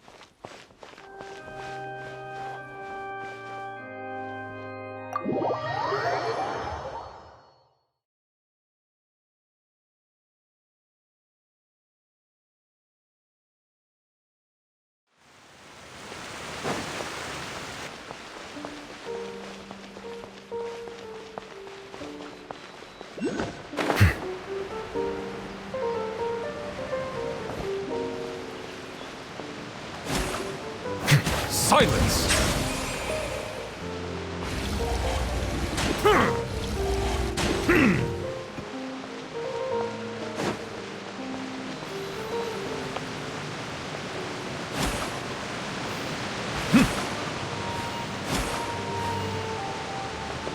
Bow your head.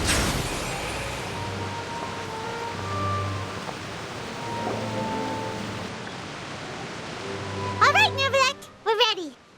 You have come, just as promised. Yes, this is the one and only entrance to the Fortress of Mirapede from Erineus. Careful. You may want to step back a bit. Whoa! So you have to go down from here? Is the prison underwater? Utilizing both the barrier of the water as well as the fear humans have of the depths, the Fortress of Mirapede is naturally the perfect place to confine and guard criminals. But do not worry. It is not nearly as frightening inside as you may think. You will see for yourselves once you are down there. Paimon hopes you're right. Oh, and there's one more thing. I mentioned that I have had personal dealings with the administrator of the fortress, Wriothesley.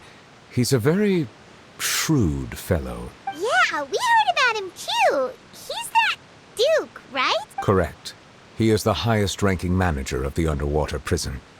Even though you are going there to investigate at my behest, it would behoove you to avoid any confrontation with him or any of his subordinates. The Duke rarely ever leaves the Fortress of Mirapede, but that does not mean he is not privy to all that is happening inside and outside the fortress. He is... All right. It's about all the time that... Don't worry, we won't let you down. Good. Madeline! I'm here, Monsieur Nervalet. These two are the newest convicts, I presume? Don't worry, they won't escape on my watch. Like we would try. Please follow me, you two. I'll process your paperwork for entering the Fortress of Meripede.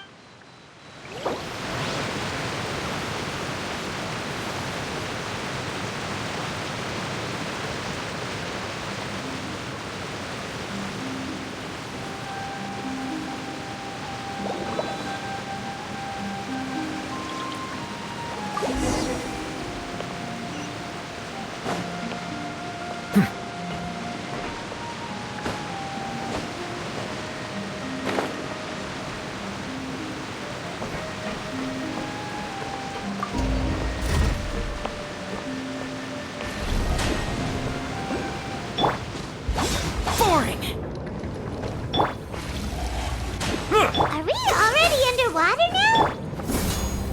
Huh. So this is what it feels like to be a criminal in Fontaine. You two seem to be taking this pretty well. It's rare to see convicts in such a good mood.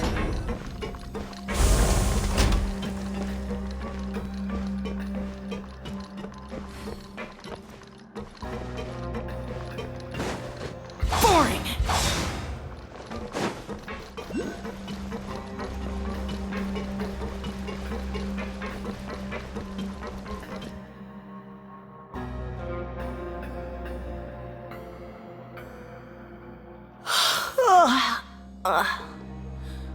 Oh, it's you, Madeline.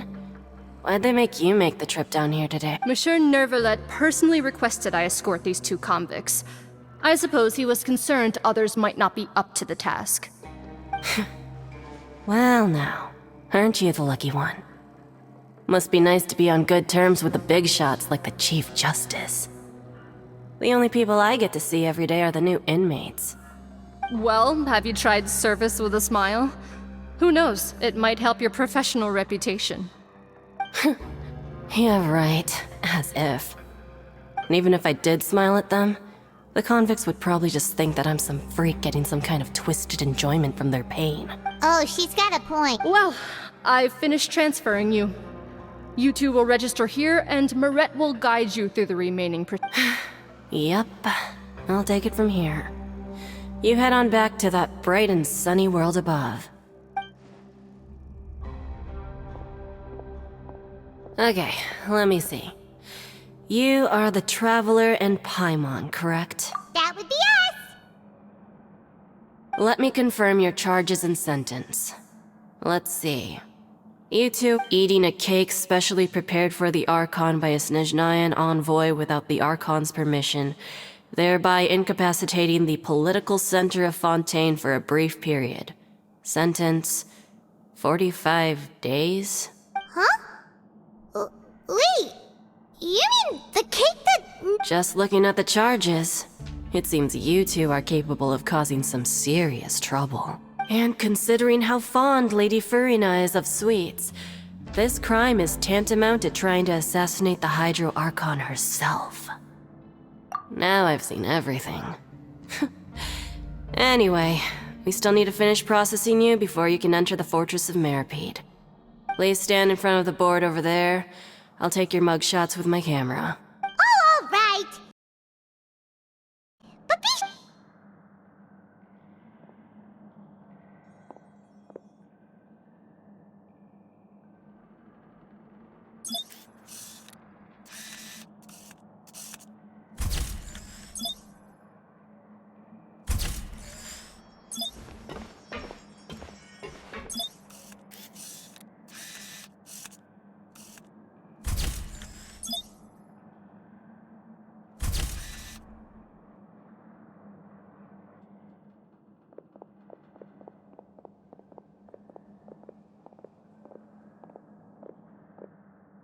And we're done. Thank you for your cooperation. Next, someone will be along to guide you inside the fortress. Please be sure to cherish this opportunity for rebirth. Huh?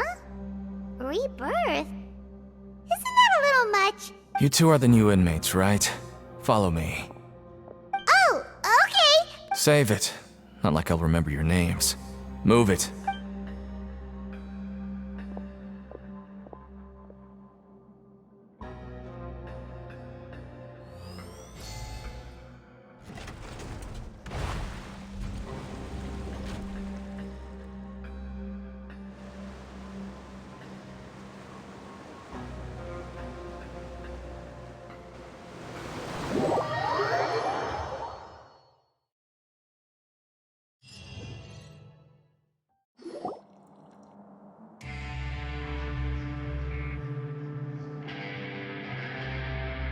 So, are you one of the guards here?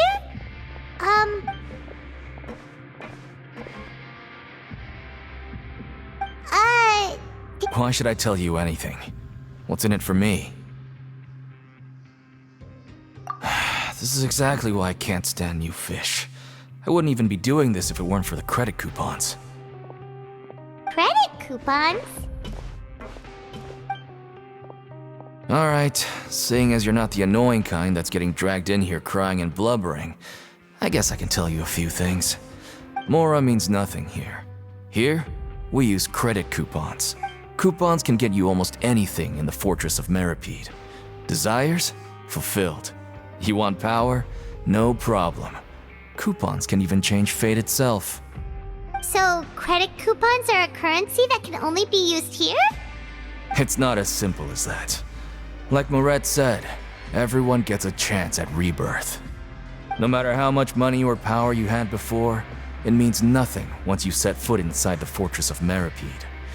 Everyone starts from the same place, and you have a chance at a new, less terrible life. I guess that's the real purpose of the coupons. They symbolize true fairness and true justice. And this is also exactly why so many criminals choose not to return to the outside world, even after they've served their sentence. Oh, so that's what the Fortress of Meripede is like. Huh. Paimon was under— It certainly ain't all sunshine and roses here, but it's also not the worst place to be. You'd better take a good look at the scenery now. It'll be the last chance you get for a while. After being away from the sunlight for so long, even the terrifying depths of the sea start to feel like home. It just stops feeling oppressive, you know? Oh, I'm actually an inmate like you two. Welcoming newcomers is a job I've picked up to earn some extra coupons. Why aren't you answering us again?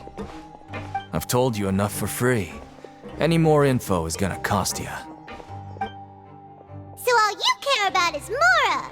Wait, Almost there. It's down through here. Your turn.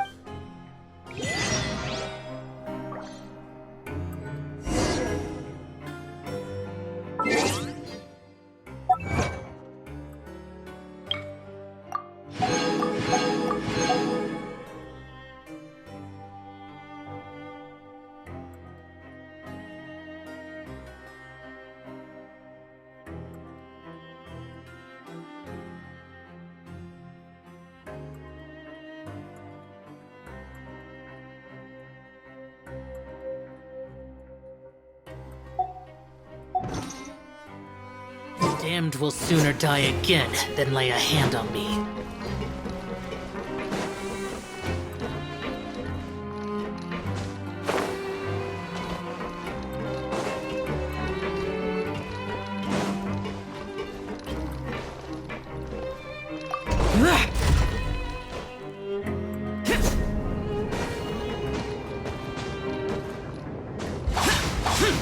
Here! Check this out! Cool it! Settle down!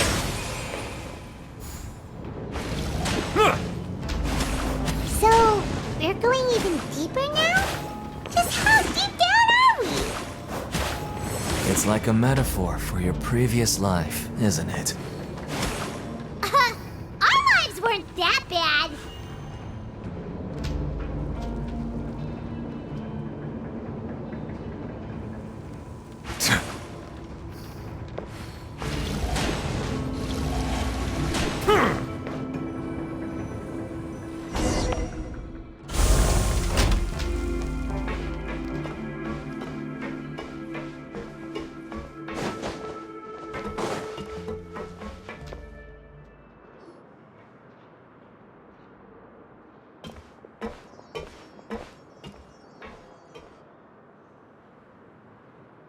So this is the actual entrance to the Fortress of Meripede? Huh. It looks like there are other new arrivals, too. Oh, they sure don't look happy. Maybe we look too relaxed for fresh convicts. Oh, right. We're on someone else's territory now. We need to think of if we're discovered, even Neuvillette might not be able to rescue us. Hey! Don't scare Paimon! Oh, Paimon's not ready for all this! Look, I don't really know you, and I have no idea what kind of crime you committed, but... You wouldn't have happened to anger someone important, did you? Someone important? Paimon doesn't think so. Wait, why are you suddenly trying to talk to us now? Now's not the time to worry about that. Anyway, it's over there, so... You just go on over there by yourselves. I've done my job, so... Good luck. What was that all about? Wait a second. Are there usually so many Gardemex around here? They're already onto us? Prisoners numbers 7459 and 7560. Welcome. Oh, no need to be anxious. These Gardemex aren't here to attack you. In fact, they're here as your honor guard. When I heard that you were friends of Monsieur Neuvillette, I had the Gardemex come and wait in formation. Wait! You know about our connection with Neuvillette? The seafloor isn't as cut off from the world as you might imagine. However, I'm afraid that I know nothing more than that you are friends of the Iudex. And as you can see, committing a crime means being sentenced here, even if you're friends with the Chief Justice. Quite fair. The Duke! Greetings, Your Grace! Lovely weather today, isn't it?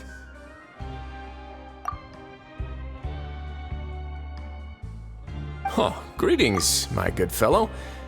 Well, I'm willing to imagine that the weather is as good outside the sea as you say it is. How great it would have been if only the Fortress of Meripede had been built on the coast, huh?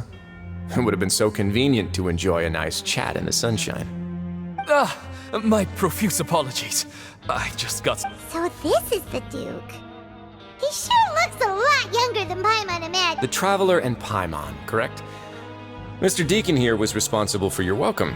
I trust you were satisfied with his guidance?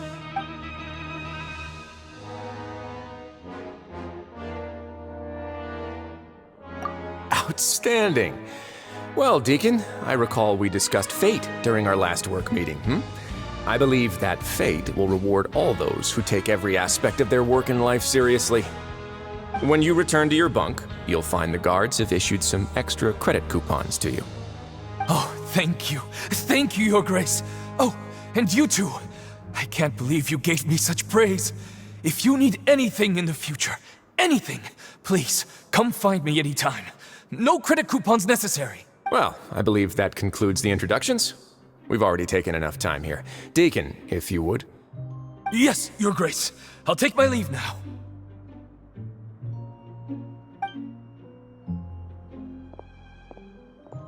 Please, follow me. To make you feel more welcome, I'll show you around the various facilities of the Fortress of Meripede. I hope it'll help you adjust to life here. He's going to personally give us a cure? Huh. Paimon can't figure out what this guy's thinking. No wonder Charlotte's so interested in him. He's one of those mysterious types. Alright, let's keep up with him.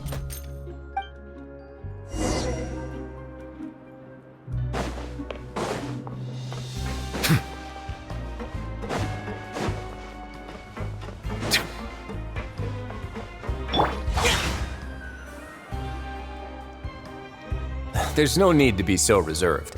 The label of criminal is nothing but one of many identities, and being criminally inclined here at the Fortress is just one of many ways to survive. Is it really okay for the Warden to think like that? We're real— Well, then maybe you'll be able to carve out a name and a place for yourselves in this underwater world, But before you go in swinging, please remember that in the Fortress of Meripede, it's better to not cause trouble for yourself. Now, we've arrived at a very important place, the Coupon Cafeteria. You can come here and claim 1 welfare meal each day.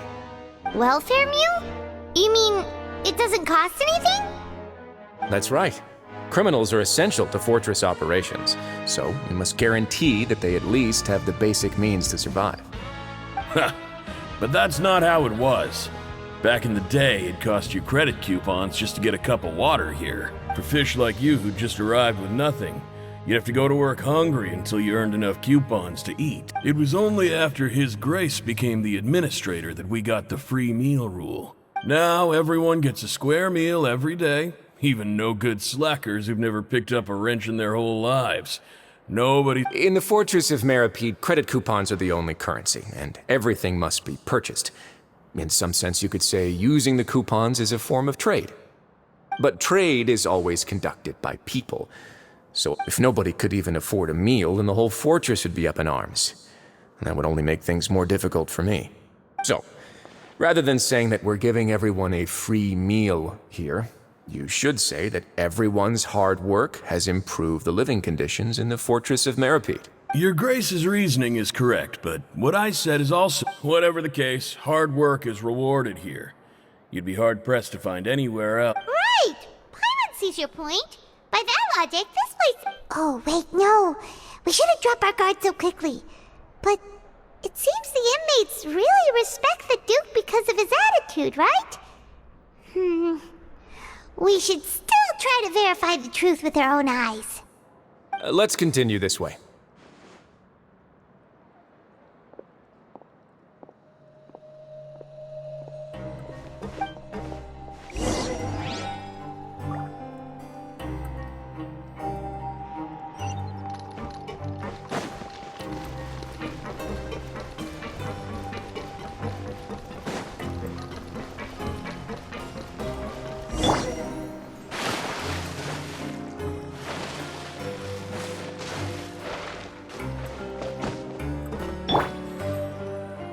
Fire it up!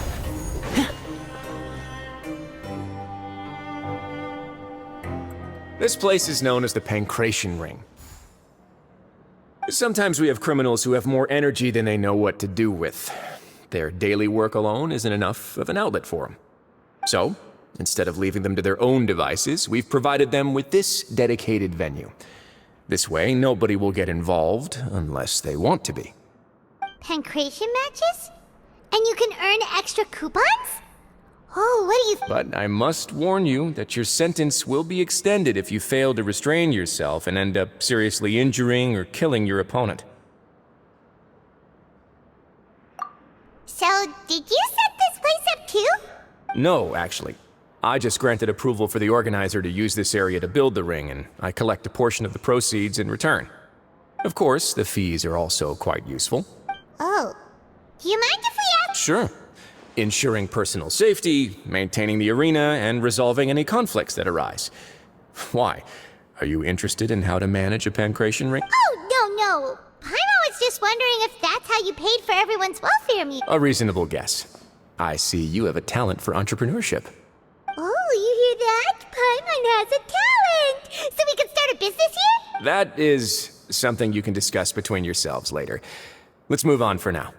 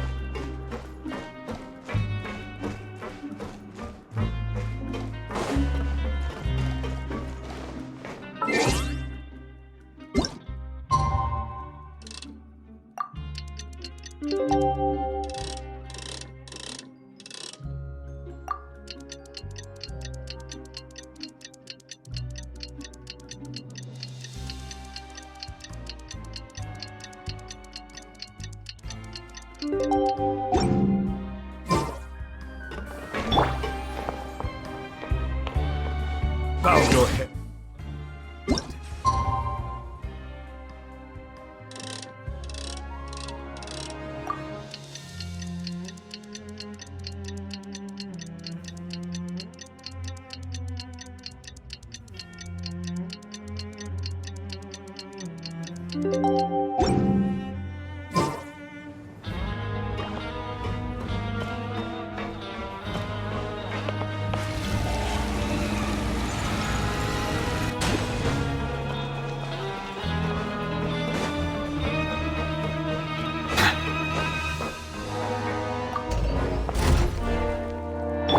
Don't get too close! Freeze!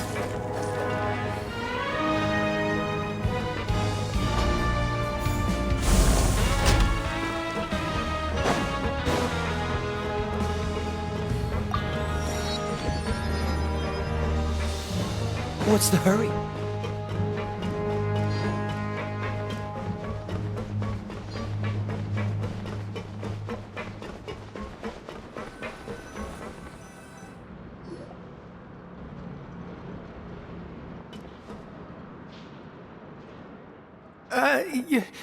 Your Grace. Good morning. I mean, good afternoon. What time indeed? Time waits for no one, so it's best to keep an eye on it. My apologies. Jeez, that guy's so nervous he almost forgot to breathe. Sorry. These are the dormitories, which is where inmates sleep. In the Fortress of Meripede, criminals usually spend most of their time in either the productions... The production zone? What does it... Not necessarily. Though working in the production zone is the most reliable way to earn credit coupons. If you have other skills, you can... Wow. Wait, you're the manager of this place? And you're just telling us to our faces that it's okay to skip work? The fact that the Fortress of Meripede has continued operating completely autonomously is proof enough that most people are willing to work honestly and earn a stable income. As for what we produce, many of the clockwork machines seen all over Fontaine originate from our workshop. Therefore, the Fortress of Meripede is not only a place where criminals serve their sentences, but also a giant machine factory. There's no need for me to get into specifics about the production process now. You'll experience it all firsthand when you Let's move on. The tour continues over this way.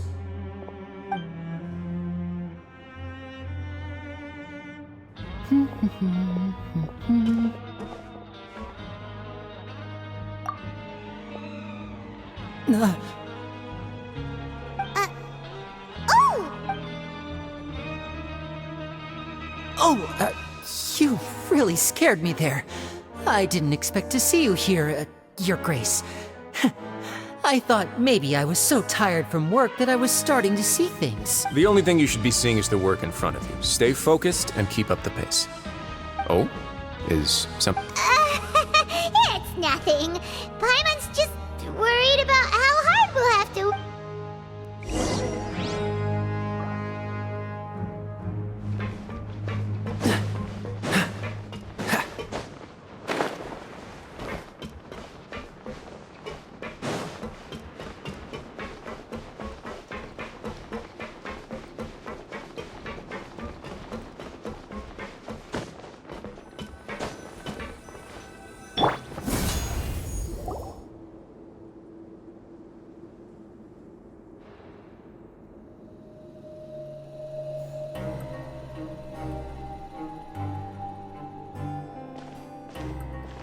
Your Grace? What are you doing in the infirmary at a time like this? Oh no, you didn't injure yourself, did you? Not yet, unfortunately for you. But thank you for your concern, Sigewinne. Oh, then you must be here for those two. Allow me to introduce you. This is the infirmary, and Sigewinne here is the Fortress of Meripede's head nurse. Hello, new faces. They call me the head nurse, but I actually handle all the nurse-related work all by myself down here. Since you seem to have some rare downtime with no patients, perhaps you could find the time to join us for dinner? Oh, then these two must be some important convicts. Sure, I'll join the welcome party. Thank you. Your presence will be the pièce de résistance for today's tour. Oh, so the tour part is over now? I believe I've already covered the primary aspects of life here in the fortress. As for your work, there'll be someone else to guide you through the details. Is there anything else? I seldom conduct tours, so why don't you just ask if you have any questions? Well, this is your first time here. Paimon's... Then let's head back to the coupon cafeteria.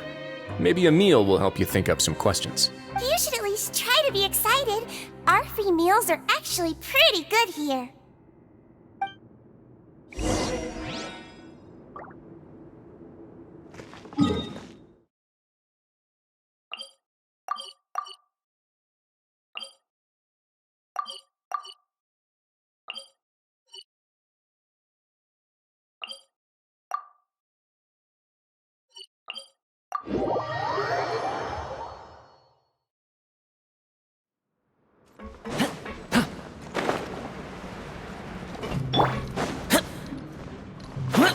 Useless!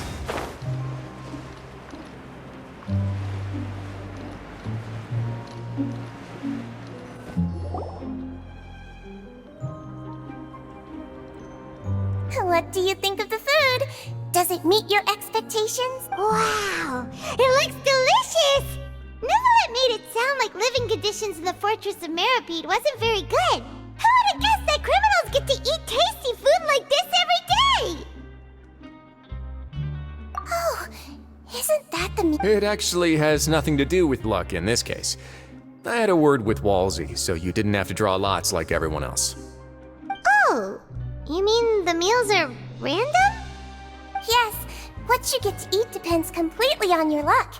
You could say that it's a distasteful little game that Paimon knew it!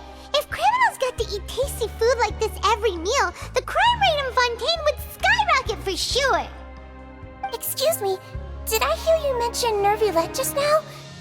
I've been wondering how he's doing. He seems healthy no matter how you look at him. But he works so hard all the time, so it must be really tiring. Sounds like he hasn't changed a bit. Looks like you can stop worrying so much. Oh, that's good. But I still feel like it's been too long since I've... No news is good news. Maybe next time I've got something to discuss with him, I can invite you to accompany us. But isn't the Fortress of Meropide independent from Fontaine? Well, we provide all kinds of mechanical products for official use, and some essential goods have to be obtained from the overworld, so we naturally have to stay in touch about this and that. Monsieur Neuvillette's character is unimpeachable. No matter the question, you can in light of that, I am quite willing to go out of my way to show respect and accommodate him. In fact, right now, I'm treating you two as guests invited by Monsieur Neuvillette. But unfortunately, I can only do so until the end of this meal. After this, you two will just be inmates here. You're very welcome. Well, your new life...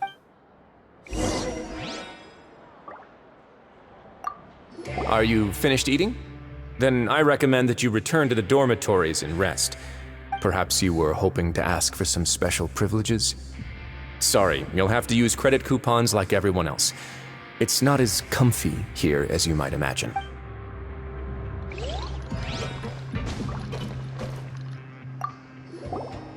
Now that I've gotten a good look at you two, I think you're very cute. After all, Heavy is the head that wears the cutesy crown.